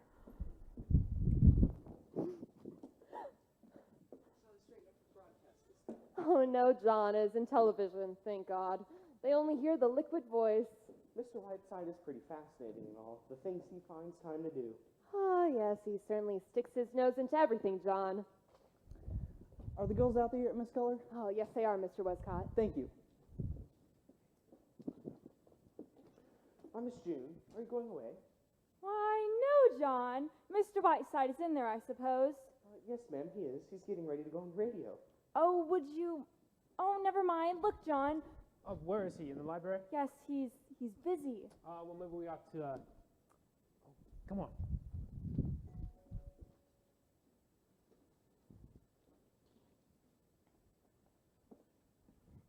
Thank you, John. Oh, hello, dear.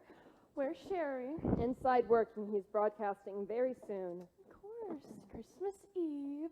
What a wonderful man Sheridan Whiteside is. You know, it must be such an utter joy to be secretary to somebody like Sherry. Yes, you meet such interesting people.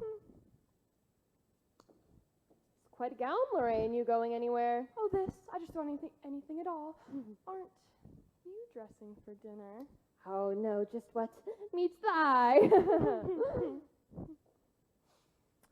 does your hair, Maggie? A little French woman named Maggie Cutler comes in every morning. You know, every time I see you, I just keep thinking, God, your hair could be so lovely. If only I could get my hands on it. I've always wanted to get mine on yours, Lorraine. What? By the way, what time does Beverly get here? I'm not overly anxious to meet him.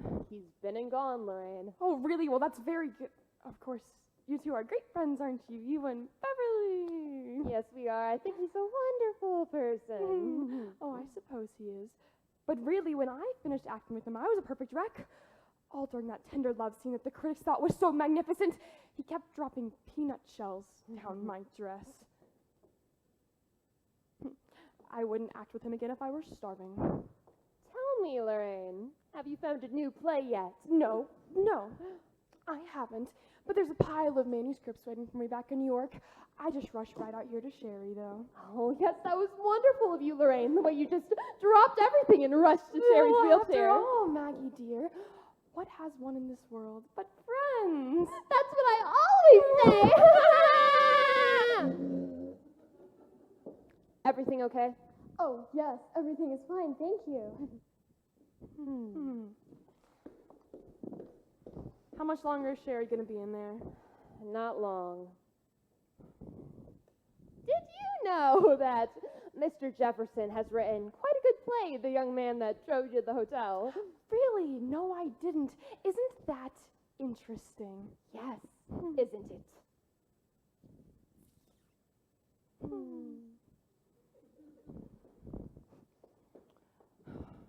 They put a polish on my nails I simply loathe. I don't suppose Elizabeth Arden has a branch in this town. Not if she has any sense. It does depress me, but I suppose I'll bear it. Oh, have you read this, Maggie? Everyone on the boat was reading it. I hear you simply can't put it down. I put it down right there. Ah.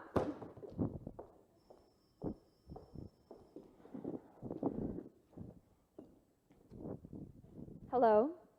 Yes. Yes. Miss Lorraine Sheldon. Yes, she's here. What? There's a transatlantic call coming through? For you, Lorraine? Transatlantic? For me? Why, what in the world? Why, it's London. London. Hello? Hello? Cedric? Cedric, is this you? Oh, why, Cedric, you darling. How did you know I was here? What a surprise. What? Darling, don't talk so fast and you won't stutter so. Yes, that's better. Yes, now I can hear you. Yes, very clearly. It's as though you were just around the corner. I see. What? Darling, would you just wait 1 minute? Maggie, dear, would you mind? It's Lord Bottomley, a very personal call. Would you mind? Oh, not at all.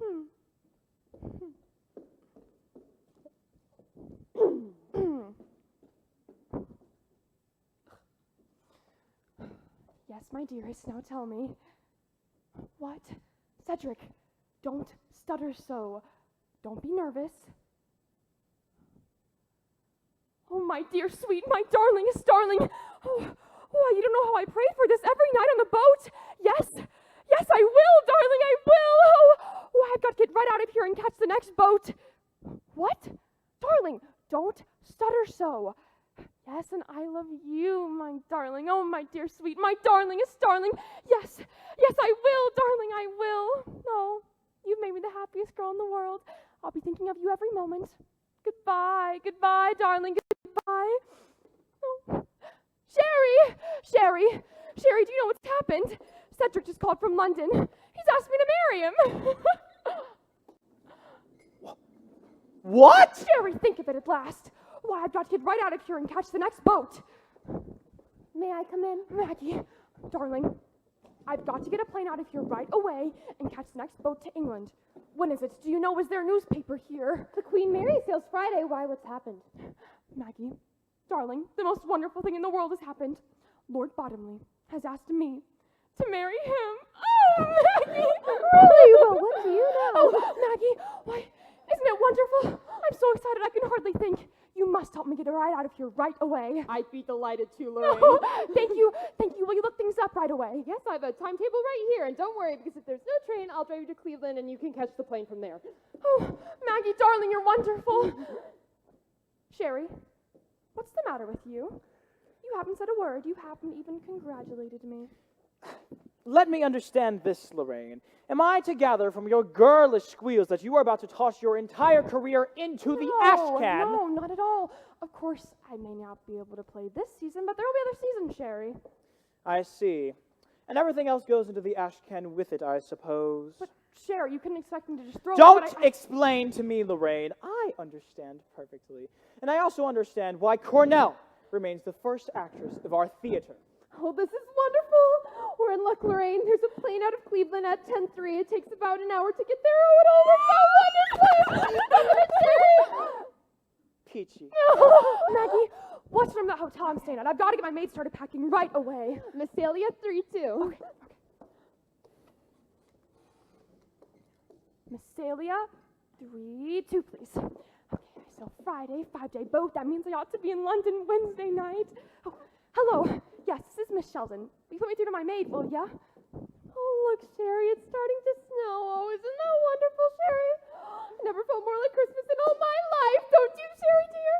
Shut your nasty little face! Cosette, now listen carefully, Cosette. We're leaving here tonight by plane and sailing Friday on the Queen Mary. Okay, now I want you to get started packing immediately, and I'll call for you in an hour. Yes, an hour. Now I want you to send some cables for me. Have you got a pencil? Right. This first one goes to Lord and Lady Cunard. You'll find all these addresses in my little address book. It's in my dressing case. Lord and Lady Cunard, my darlings, returning Friday, Queen Mary. Cedric and I being married immediately on arrival. Wondered to be first to know. Love, Lorraine. Now send. What? Thank you very much, Cosette. Now send that same message to Lady Astor, Lord Beaverbrook, and my mother in Kansas City. Have you got all that straight, Cosette? Right. Now I want you to send a telegram to Hattie Carnegie, New York. Please meet me, Sherry Netherlands, noon tomorrow with sketches of bridal gowns and trousseau. Lorraine Sheldon. Send. Okay. I want you to send another cable to Monsieur Pierre Cartier's London. Will you please hold in reserve for me the triple string of pearls I picked out in October? Cable me Queen Mary Lorraine Sheldon. Now send. Have you got all that? Right. Now you'll have to rush, my dear, because I'll be at the hotel in an hour. Yes, an hour. So be ready. Goodbye. Thank God for Cosette. Why, she's simply the most wonderful maid in the world. I die without her. Well, life really is just full of surprises. Who would have thought an hour ago I'd be on my way to London? An hour ago? No, I certainly would have thought about it an hour ago. Will you both stop this female driveling? I have a violent headache. Oh, Sherry, can I get you something? Sherry, I'm sorry if I've offended you, but after all, my life is my own, and you just can't expect me everybody. to... Say, do you know it's snowing out? Going to have an old-fashioned Christmas this year. Why don't you take your scoop to the New York Times? Bert, Miss Sheldon has to catch a plane tonight from Cleveland. Can we drive her over, you and I? Why, certainly. I'm sorry I have to go, Miss Sheldon. I hope it's no bad news. No, on the contrary, very good news, wonderful news. Yes, indeed. Calls for a drink, I think. You're not being a very good host, Sherry. How about a bottle of champagne? Oh, I can do one better than that. How about I mix you a Jefferson special? Okay, Mr. Whiteside? Yes, mix anything. Only stop the drivel. Anybody have my Christmas present yet, Maggie? Oh, dear, I forgot. Look, everybody, from Mr. Jefferson to me. Oh, why, it's charming. Let me see it. It's inscribed. To Maggie. Long may she wave. Bert! Oh, Maggie, why, she's the most beautiful Christmas present. Isn't that sweet, Sherry? Ducky. See, Bert, I told you it was beautiful. Well, it shows what you get if you save your coupons. What is going on between you two anyhow? Are you hiding something from us, Maggie? Will you all stop the drivel? My head is bursting! A Jefferson special will cure anything, Mr. Whiteside. By the way, I got a 2-minute interview with Beverly Carlton at the station. You were right. He certainly is something. Bert, go ahead and mix his drinks. On the fire. I was lucky to even get 2 minutes with the man. Spent most of his time in the telephone booth. Bert, mix those drinks, will ya? Okay. I couldn't quite tell what he was saying, but by the faces he was making, it looked like a scene from one of his plays. Bert, for goodness sake! Maggie, dear. Jefferson, you said you saw a Mr. Carlton at the phone booth at the train station. Certainly did. I thought he'd never come out. Kept talking to me, making the damnedest faces for about a whole 5 minutes. Bert, my boy, I have an idea that I shall love the Jefferson special. Make me a double one, will you? You got it. Phil Vance is now at work. Oh, Maggie, whatever are you getting in the way of me for? I would just like to use the telephone. Thank you.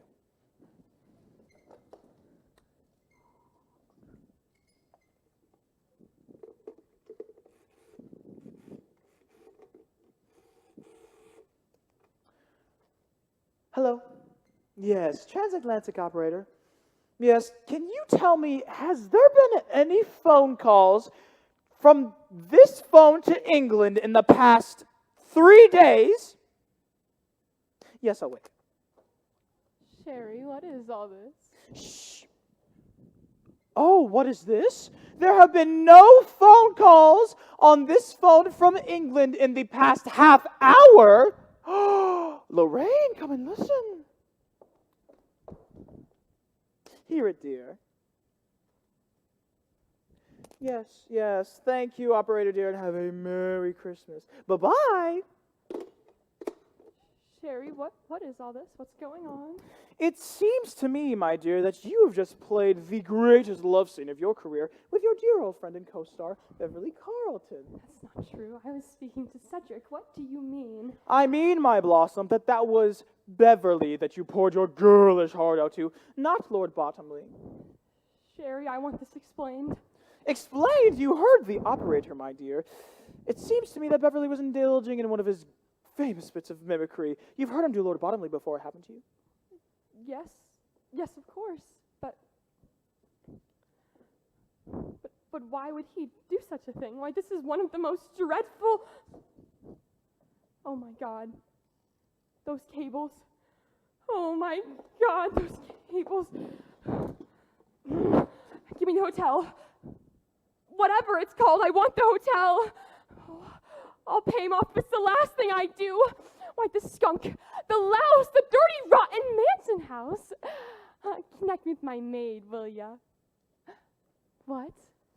No. Who the hell do you think this is? Miss Sheldon, of course. Maybe Cosette didn't send those cables. Maybe she didn't send the cables. Cosette! Cosette, you didn't by chance send those cables, did ya? You did? Oh, God. Okay. No, I want to send another cable to any and every one of those people saying to disregard anything and everything they'd heard from me. Well, besides this, of course. What? Don't ask questions. Do as you're told. Don't argue with me, you French bitch. God damn it, Cosette. Do as you're told. And unpack. We're not going. Now calm down, my blossom. Settle down. Settle down? What do you mean, settle down? Do you realize I will be the laughing stock of England? Oh, I won't dare show my face. I always knew Beverly Carlton was low, but not this low. Why? Why? It's even funny! It doesn't make sense. Why would he do it? That's what I'd like to know. Why would he do it? Why would anyone in the world want to play such a silly trick like this? I can't understand it. Do you, Maggie? Do you, Sherry? You both saw him this afternoon. Why would he walk out of here, go straight to a telephone booth, and try to ship me over to England on a fool's errand? It doesn't make sense. It doesn't make sense. There must have been a reason. There must have been. It doesn't make sense otherwise. Why would Beverly Carlton, or anyone else for that matter, want me to... Oh. I think I begin to. Of course. That's it. Of course that's it. And yes, Maggie, that's a very charming bracelet that Mr. Jefferson got you, isn't it? Of course that's it. I completely understand. And to think I nearly... Well, wild horses couldn't chase me out of here now. Oh, and if I were you, Maggie dear, I'd hang on to that bracelet. It'll be something to remember him by. All right, Mr. Whiteside, almost time. Hook her up, girls, start testing. Here's How- a new copy, Mr. Whiteside. How much time? Couple of minutes. Oh, thank you. Here comes the Jefferson special. Oh, have we time? I'm sure we do, Mr. Jefferson. My plans changed. I'm not leaving after all. Really? That's good. Really? And I've written a simply marvelous play. I want you to read it to me, Mr. Jefferson, tonight. After dinner, we go back to the mansion house and you read me your play. Why would you say so? I'd be delighted. Maggie, dear, did you hear that? Why, you probably put this all together, didn't you? Well, it's the best Christmas present you could have ever gotten. Maggie? Oh, no. It's like 30 seconds, waiting. Whiteside! Quiet, please. My son has run off on a freighter and my daughter is marrying an anarchist. Quiet. They say that you told them to do it. Oh, my poor dear. My poor Richard. Quiet, please. We're going on the air. Don't tell me to be quiet. Quiet. For Pete's sake, quiet. Step out of the way. All right, ladies, right this way. Down here to this mic. Okay, New York. Good evening, ladies and gentlemen. Cream of Mush brings you Sheridan Whiteside. Good evening, ladies and gentlemen. This is Sheridan Whiteside. On this eve of eves, when my own heart is overflowing with kindness and amiability, I think it is most fitting to tell that story of that still and lustrous night, nigh onto 2,000 years ago.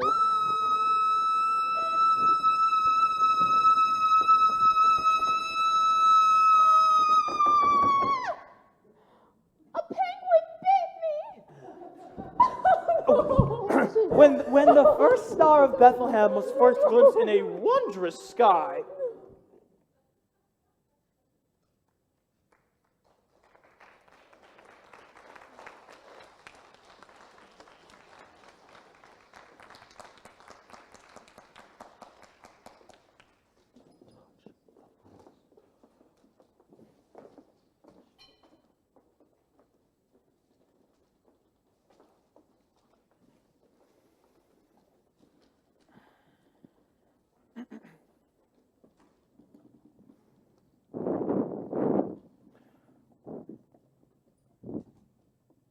Miss Preen! Yes, sir. Yes, sir. Where do you run off to all the time, my lady Nausea? Mr. Whiteside, I can only be in one place at one time. That's very fortunate for this community. Mr. Whiteside, Merry Christmas. Merry Christmas, John. Merry Christmas. Are you ready for your breakfast, Mr. Whiteside? No, I don't think I'll be having any breakfast this morning. Tell me, has Miss Cutler come down? No, sir, not yet. Is she in her room, do you know? Yes, sir, she is. Shall I call her? No. No, thank you, John. Yes, sir.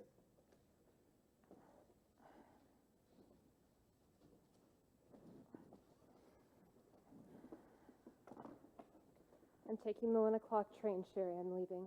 You're doing nothing of the kind. Here are your keys. I also have your driver's license. The keys to the safe deposit vault or the apartment in New York. I'll go in here now and straighten everything up. Just a moment, Mrs. Siddons.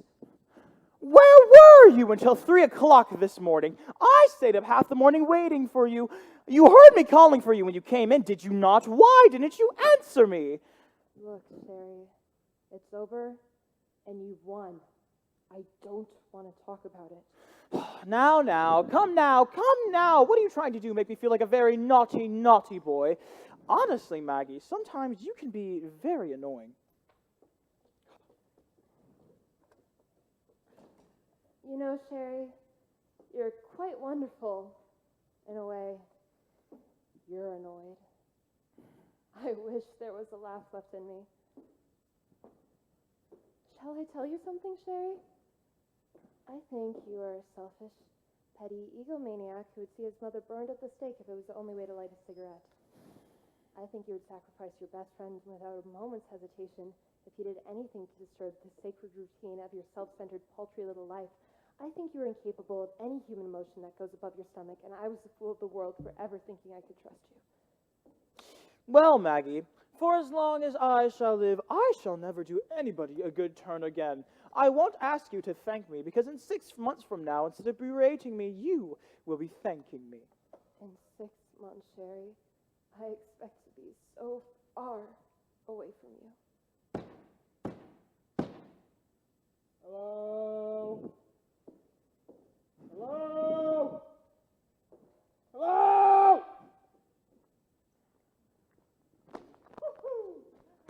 Merry Christmas, everybody. Merry Christmas. Look, I know I'm just a little tipsy, but I can explain everything. Merry Christmas, Maggie. Merry Christmas, Mr. Whiteside. Shake hands with the successful playwright, huh? Maggie, why'd you run away last night? Where were you? Miss Sheldon thinks the play is just simply wonderful. I read it to her, and she thinks it's just wonderful. Isn't that wonderful, Maggie? Yes, that's fine, Bert. Isn't that wonderful, Mr. Whiteside? Jefferson, I think you ought to go home now, don't you? What? No. It's the biggest day of my life. Look, I know I'm just a little drunk, but still a pretty big day. Look, we were sitting in Billy's Tavern all night, and we didn't know it was daylight until it was practically already daylight. Look, Maggie, Miss Sheldon thinks the place needs a little bit of fixing. Do it in 3 weeks, she says. She's taking me to a little place that she's got in Lake Placid just for 3 weeks. Gonna be working on it together. Isn't that wonderful? Maggie, why don't you say something? Come on. Bert, you ought to tell us about this some other time. Don't you think so? Oh, excuse me. Merry Christmas, everybody. Merry Christmas. God bless her soul, Tiny Tim. Yes. Mr. Whiteside, I thought perhaps if I came very early. Are you okay, Mr. Jefferson? You know what, Doc? I'm going to Lake Placid for 3 weeks. Isn't that just wonderful? That sounds great. And here the famous actress Lorraine Sheldon. Quite fond of her. Well, she's going to be taking me to her place that she's got in Lake Placid for 3 weeks. Dr. Bradley, could you do me a favor? Could you take Mr. Jefferson here and give him a little breakfast and some dark coffee? Dark coffee. Why, yes, Mr. Whiteside. Dr. Bradley, I'm going to buy breakfast for you. Biggest breakfast you've ever had. Why, yes, Jefferson. You know what, Doc? We're going to hop down a couple of chimneys. I have a friend who doesn't believe in Santa Claus. Let's hop down his chimney and Frighten hell out of him. Okay then. Yeah! Well, now, Maggie, I am willing to forgive your tawdry little outburst if we could just sit down and talk about this calmly. I love him so terribly. Why did you do it? Why did you do it?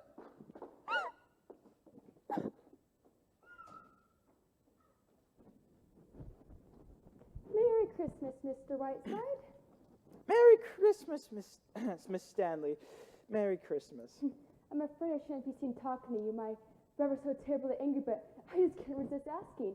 Did you like my Christmas present? Oh, I haven't opened your Christmas present. I haven't opened any of my Christmas presents yet. Oh dear, I was so anxious.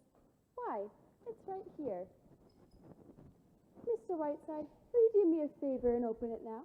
Oh, yes.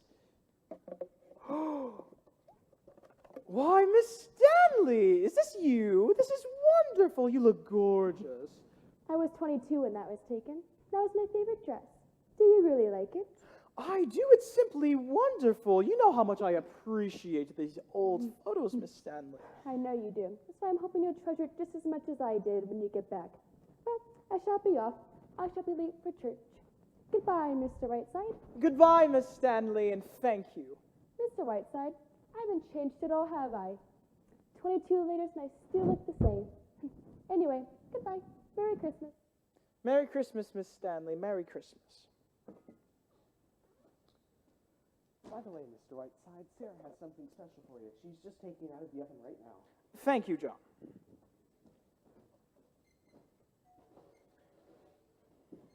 Miss Preen! Miss Preen! Yes, sir. Could you get the door, please? John just went upstairs. Who is it? Polly Adler! I love you! Madly! Did you hear what I said? Madly! Do not be afraid of my passion! I can feel the hot blood pounding through your varicose veins! Whiteside, I got a package for you. Will you please sign? Mr. Whiteside! Banjo, put that woman down. That is my nurse, you mental delinquent. Come in my room in half an hour and bring some rye bread. Really, Mr. Whiteside? Whiteside, I'm here to spend Christmas with you. Give me a kiss. Get away from me, you reform school fugitive. How did you get here anyway? Daryl Zugnuck loaned me his reindeer. Whiteside, we had finished shooting the picture yesterday, and I'm on my way to Nova Scotia. Flew here in about 12 hours, borrowed an airplane from Howard Hughes, and oh, I've got you a wonderful Christmas present. Brassiere once worn by Hedy Lamarr. Hedy Lamarr, you say? Oh! Oh, thank you, Banjo, my boy. I love you very much. Of course. You said something about Nova Scotia. What are you going to Nova Scotia for? I can only stay long enough to take the bath. I'm flying to Nova Scotia because I'm sick of Hollywood. And there's a Dane in New York that I don't want to see. So I figured I'd fly to Nova Scotia and get some, I don't know, smoked salmon. Anyways, where's Maggie? I want to see her. Banjo, I'm so glad you're here. I'm very annoyed at Maggie, very. What do you mean? Wait, what is this? I thought you couldn't walk. I've been all right for weeks. That's not the point. Banjo, I'm furious at Maggie, furious. She's starting behaving like a viper. You know how fond I am of her. Well, after all these years, she's repaying my affection by behaving like a fishwife. What are you talking about? But I never believed for a moment she was really in love with him. In love with who? I just got here, remember? Great God, I'm telling you, you Hollywood nitwit, a young newspaper man here in town. Maggie finally fell. What do you know? What kind of guy is he like? Oh, shut up and listen, will you? Well, go on. What happened? Well, Lorraine Sheldon happened to come in here and drop out of the blue. Lorraine. Old hot pants. Here. Yes. See, there's a young newspaperman in town, like I was telling you earlier. He's written a play. You can guess the rest. They're going off this afternoon to rewrite. Well, yeesh. say, I don't know what to do. Well, I don't, honestly, I don't have any clue either. You see this young newspaperman, they're off and away, and they were flirting here while I was here. I was trying to do my broadcast. There's so much stuff has happened. Do you have any ideas for me, Banjo? Any ideas at all? Now say, there must be some way we could get Lorraine out of here like a bat out of hell. But it's got to be good. Say, she is no dope. Let me think. What's that gentleman she's so crazy about? Over in England, Lord, Fanny or something. Bottomley, that's it, Lord Bottomley. No, Banjo, no. No, you don't catch on. We send Lorraine a cablegram from Lord Bottomley. No, I catch on. Lorraine caught on too. It's been tried. Oh, well, I told you she was no dope.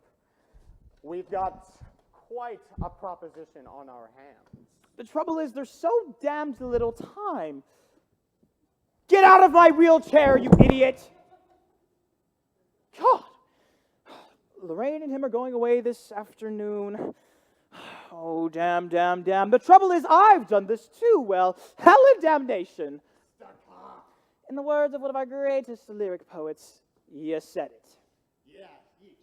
Well, we'll think of something, Sherry. We'll get Lorraine out of this house if we have to do it one piece at a time. Merry Christmas, Mr. Whiteside. Excuse me. I have something for you. Oh, thank...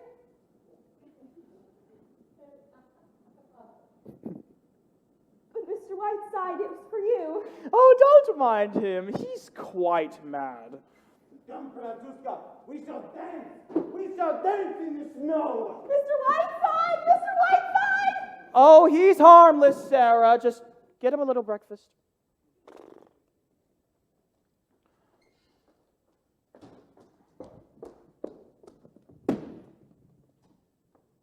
And just what does this mean? It means, Mr. Whiteside, that I'm leaving. My address is on the desk inside. You can send to me my last check. You do realize, Miss Preen, that this is completely unprofessional. I do indeed. I'm not only walking out on this case, Mr. Whiteside, but I'm leaving the nursing profession. I became a nurse because all my life, ever since I was a little girl, I was filled with the idea of serving a suffering humanity.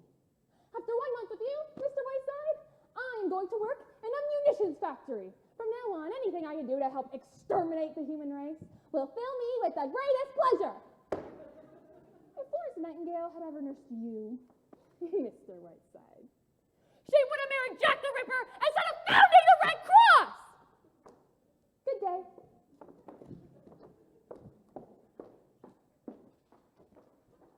Mr. Stanley is here with June. Oh, he's brought June back. Oh, thank goodness. Oh, thank goodness. June, oh, thank God you're back, honey. You're not married, are you? No, Mother, I'm not. And please don't be hysterical. Well, June, if there'd been anybody but that awful boy. Thank God you stopped it, Ernest. How did you do it? Never mind that, Daisy. Just take June upstairs. I have something to say to Mr. Whiteside. And what about Richard? Is there any news? It's all right, Daisy. It's all in control. Just take June upstairs. Father, haven't we had enough melodrama? I don't have to be taken up to my room. I'll go up to my room. Merry Christmas, Mr. Whiteside. It looks bad for John L. Lewis. Come on, Mother, lock me in my room. Oh, dear. Have you had anything to eat? How about a hot bath? That'll make you feel better. I just know it. I am pleased to inform you, sir, that your plans for my daughter seem to have gone a trifle awry. She is not, nor will she ever be, married to that labor agitator that you so kindly picked out for her. As for my son, he has been apprehended in Toledo, and he will be brought home within the hour. Not having your gift for invective, sir, I cannot tell you how very obnoxious your interference in my affairs have been, but I have now arranged that you will interfere no longer. Come in, ladies. Mr. Whiteside, these two young ladies are sheriff's deputies. They have a warrant by which I am enabled to put you out of this house. And I need hardly add that it will be the greatest single moment of my life. Mr. Whiteside, I am giving you 15 minutes in which to pack up and get out. If you are not gone in 15 minutes, Mr. Whiteside, you will be forcibly ejected. Thank you, ladies. That will be all. 15 minutes, Mr. Whiteside, and that means bag, baggage, wheelchair, penguins, octopus, and your beloved cockroaches.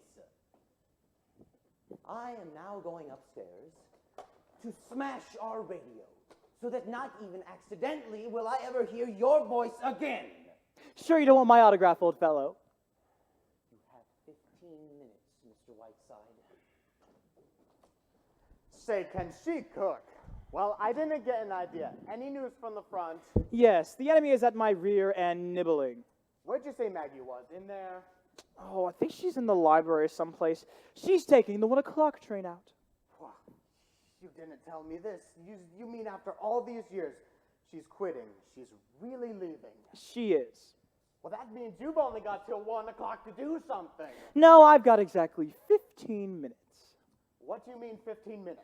In exactly 15 minutes, baby's rosy little body is being tossed out into the snow. Mine host has sworn out a warrant. I am being kicked out. What? I've never heard of such a thing. What would he do a thing like that for? That's not the point. The point is, Banjo, that I've only 15 minutes in which to pull out of my hat the goddamnedest rabbit you have ever seen. Banjo, dear, the master is growing a little desperate. How about throwing your cards down on the table with Lorraine? Now, Banjo, you know Dream Girl as well as I do. What do you think? You're right. Go in and talk to Maggie for a little bit. I want to think. Now I say, if I knew where Lorraine was, I could get a car and run her over, and it wouldn't hurt her much. Please, Banjo, I want to think. Pardon me, miss. Is this the YMCA? Is this your father? No, you idiot. Hello, Mr. Whiteside. I didn't get very far. Any suggestions? Well, Richard, I wish I was in a position to do... Well, you're not in position, are you? Thank you, officer. Something for your time. Thank you, sir. Good day. Will you please go upstairs now, Richard? You have 10 minutes, Mr. Whiteside.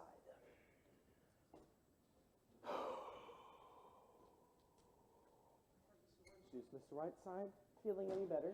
Oh, superb! Any cyanide in this orange juice, John? I'm afraid not, sir.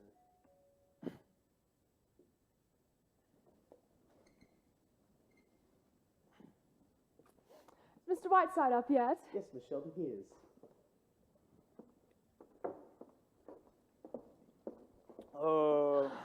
Sherry, my darling, Merry Christmas, Merry Christmas. Mwah. Mwah. I've come to have Christmas morning breakfast with you, my dear, may I? Yes, John. Could you get Miss Sheldon some breakfast? Better make it 1-minute eggs. Yes, sir. Oh, Sherry, why, it's just the most perfect Christmas morning out. The snow is absolutely glistening. Too bad you can't get out. Oh, I'll probably see a bit of it. What time are you and Mr. Jefferson leaving? How did you know? Is Bert here? Yes, he rolled in a little while ago. What time, my dear? Oh, 4 o'clock, I think. Sherry, the play is fantastically good. It's the kind of role that only comes along once every 10 years. My darling, I'm so grateful to you. Really, Sherry, sometimes I think you're the only real friend I have in the world. Oh, don't flatter me, my blossom. Thank you. We're leaving at 4 o'clock, I think, as I said. Oh, really, quite apart from everything else. Bert is very attractive and makes it rather a pleasure squaring accounts with Miss Vitriol. Oh, darling, in fact, it all works out perfectly. I want to get you the most wonderful Christmas present you've ever received, Sherry. Really, anything. I'm so deliriously happy that I can't imagine not getting you what... That sounds like banjo? Oh, yes, it was, my dear. Just the family circle gathering on Christmas morning. Why, hello, sweetie pants. How are you doing? Hello, Banjo. Very well, thank you. And yourself? Fine, fine. How's the mattress business? Oh, Banjo, if only your pictures were as funny as you seem to think you are. You got me there. Say, you're looking in the pink, Lorraine. Anything in the wind, Whiteside? Not a glimmer. And when is the boat sailing? 10 minutes. What boat is this? The good ship up the creek. I've listed everything except the New Year's Eve broadcast. Wasn't there a schedule on that? Yes, I think it was on the table over there someplace. Oh, New Year's Eve broadcast. Why, Bert and I will hear that in Lake Placid. You've been to my cottage up there once, haven't you, Sherry? Quiet away from everything else, nothing but clear, cold nights. Oh, that must be Bert. I told him to meet him here. You know, I'm very excited for Lake Placid. Bert's the kind of man who will do all the winter sports beautifully. Will he get tired? Whiteside, Yes, ma'am. American Express. Oh my gosh. Okay. Bring it right in here. Right in here. Watch the wall, please. Watch the wall. What is that thing? Bring it right in here, please. Where do you want this put? Right here is fine. Right there. Sherry, what is that? It's for you, Mr. Whiteside.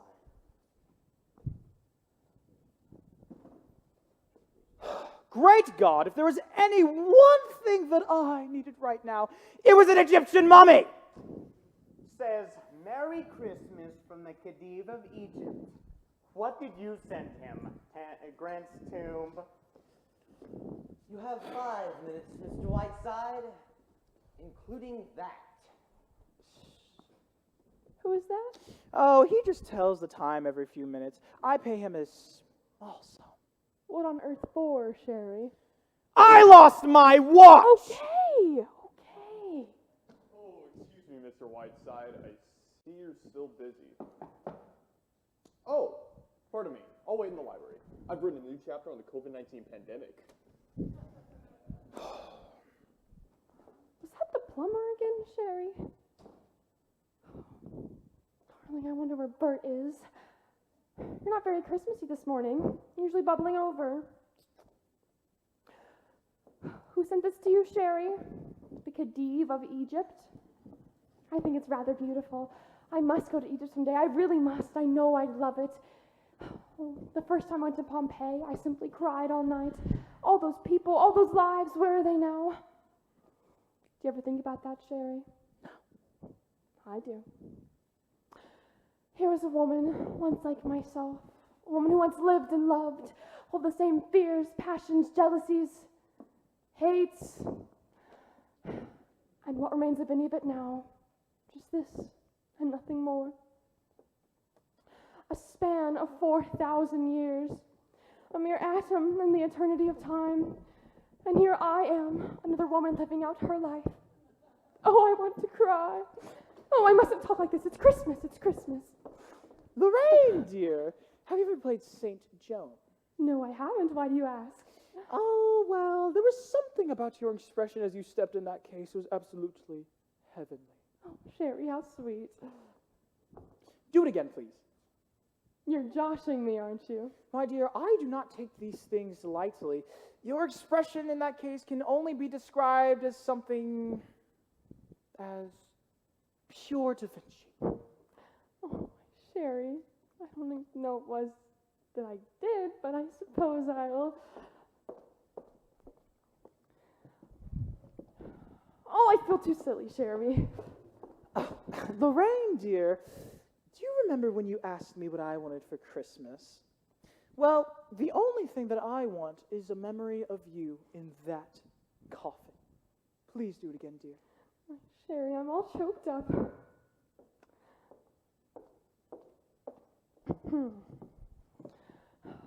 Dust to dust, and dust thou art. Dust to banjo. No! Banjo! Damn it!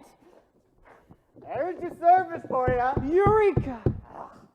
Don't worry, she can breathe easy. Now, how are we going to get this thing out of here? Oh, that's the next step, Banjo. One thing at a time. Well, think fast, Captain, think fast. Everything, Sherry. I'm leaving 3 carbons.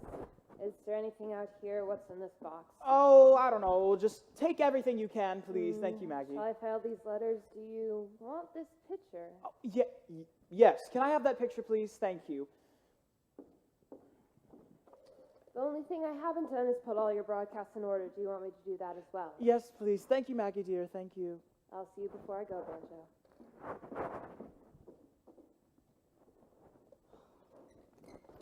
I've got it. Got what? I've got our way out of here. What do you mean? What's the face? Well, Banjo, you I'm see... afraid that your time is quite up, Mr. Whiteside. 15 minutes. Ah, Mr. Stanley, I've been meaning to talk to you. You know, there's just something peculiar about that little woman that keeps running around your sister, Harriet Sedley. Yes, I would like you to do me a favor. Would you ask... You seem to have dropped something.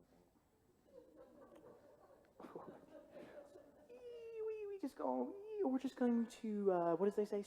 Sweep that under the rug. Thank you. Anyways. Would you do me a favor, Mr. Stanley? Would you bring those officers in once again and ask them to help this gentleman down to the airport with that coffin case? I shall do nothing of the kind.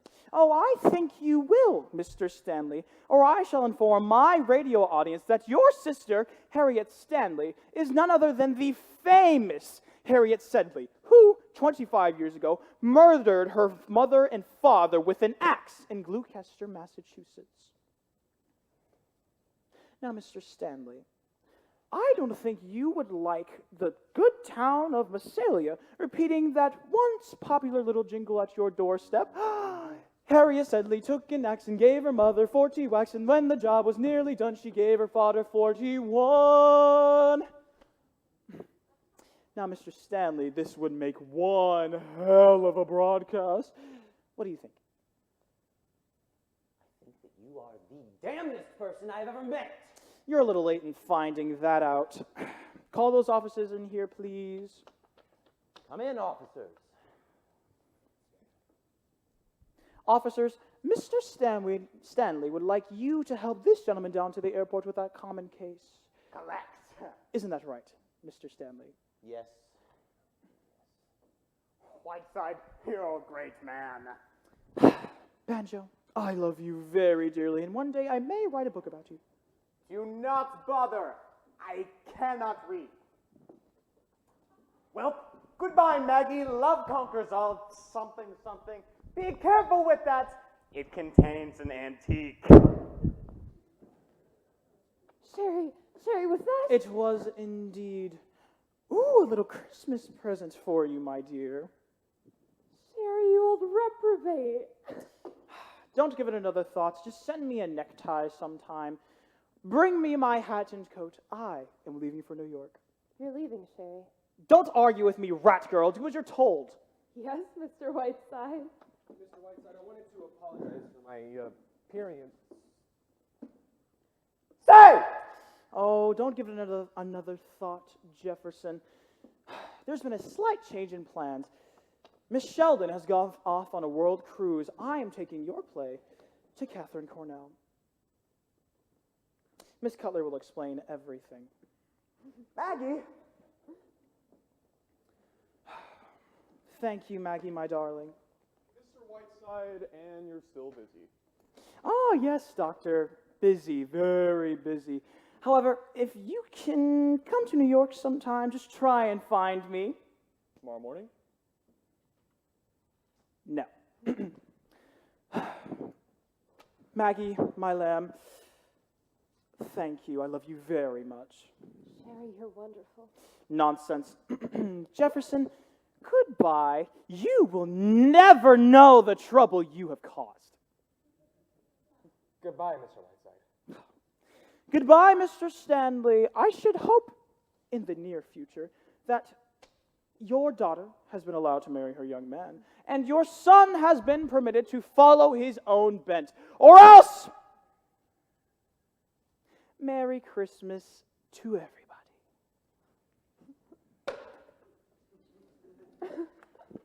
Maggie, what in the hell is going on? I didn't even know you could even walk. Never mind, Bert. You're too young to know. Just don't ask any questions. Ernest, dear.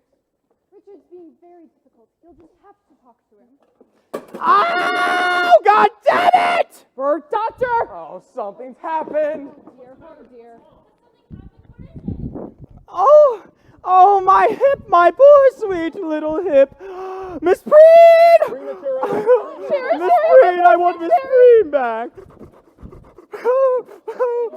Sit right down. Relax, Mr. Whiteside. It'll be okay. Oh.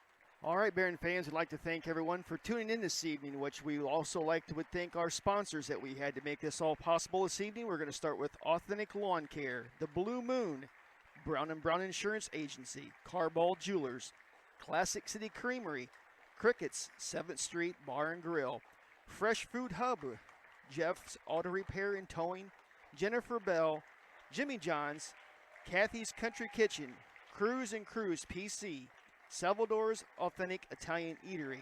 And special thanks goes out to Mr. Wagner and the administration team at the DHS, the DeKalb Central School Board, DeKalb High School custodial staff, theater parents and volunteers, Fenderson Law, Roger and Tara Fenderson, Dr. and Mrs. Michael Hayes, Rick and Vicki James, and the James Foundation. Once again, we'd like to thank all of you for tuning in this evening. We hope you had a great evening of the DeKalb High School Theater production.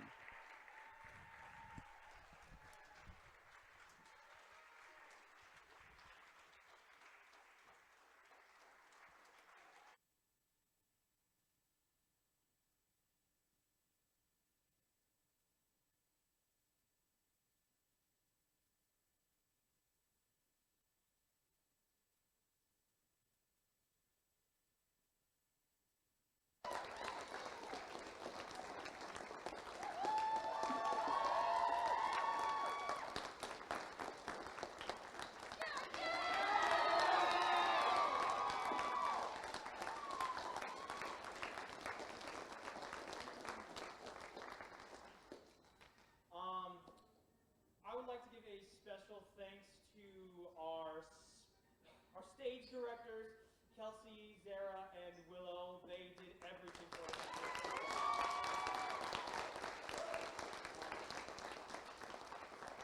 We as a cast would also like to thank our production classes, which put together this wonderful, magnificent set. So thank you very much.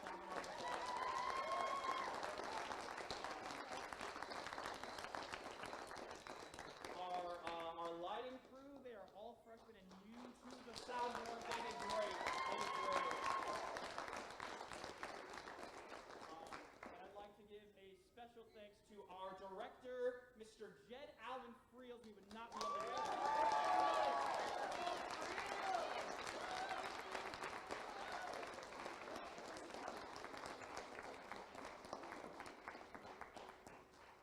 Yeah, Mr. Friels, come up on stage, will ya? Turn on my mic, please. Thank you. So, back in March, our theater department, we didn't really know what we were going to do. Because last year, obviously, the pandemic happened in the middle. I remember Mr. Friels and me sitting there talking to each other and just planning ahead just for the future of the department and not knowing, and just the uncertainty. And the uncertainty is scary for all of us in some small way. I'm sure everybody understands that in their own point of view. This year came along, and obviously we're back. Thank goodness. I mean, I hope you guys all enjoyed. I hope. But there still is uncertainty for the future. If you haven't heard, our production that was supposed to be in December, the Christmas Schooner, got canceled. And we're still preparing for the future of our department. But I have some seniors here who would like to say some stuff, just in case this is their last time. Okay?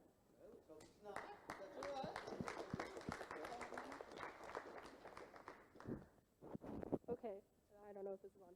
Okay, so I just want to say a huge thank you to Mr. Friels because he took me out of a really deep time my sophomore year, And I just want to thank you for being the father I never had, and thank you for always being there for me and looking up to me, and especially encouraging me to do things that I never thought I could do. So thank you, Mr. Fields.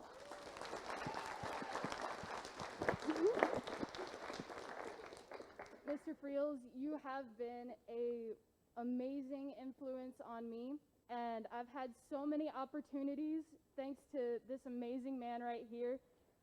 I got to be a part of a music video that I had no clue was going on, and it's all because he had faith in me, and he believed in me, and he has helped me so I can continue my path on acting, which is what I want to pursue in college. So thank you for helping me and always being there for me.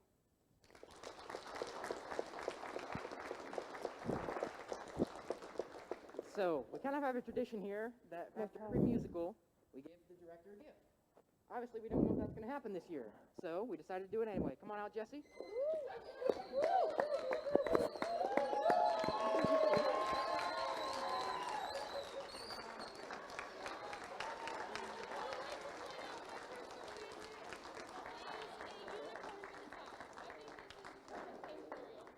I also want to say that Mr. Friels, over the past few years before this pandemic hit, always steals my food in class. So that's how I came up with this idea with Joey. I lost so much food because of this man. All right, and now we're going to give it back to Gabe. Gabe, go ahead. Thank you, ladies and gentlemen, for coming out to see us tonight. We really appreciate your support and patronage throughout the years, and especially during this very, very difficult time. Thank you. Good night.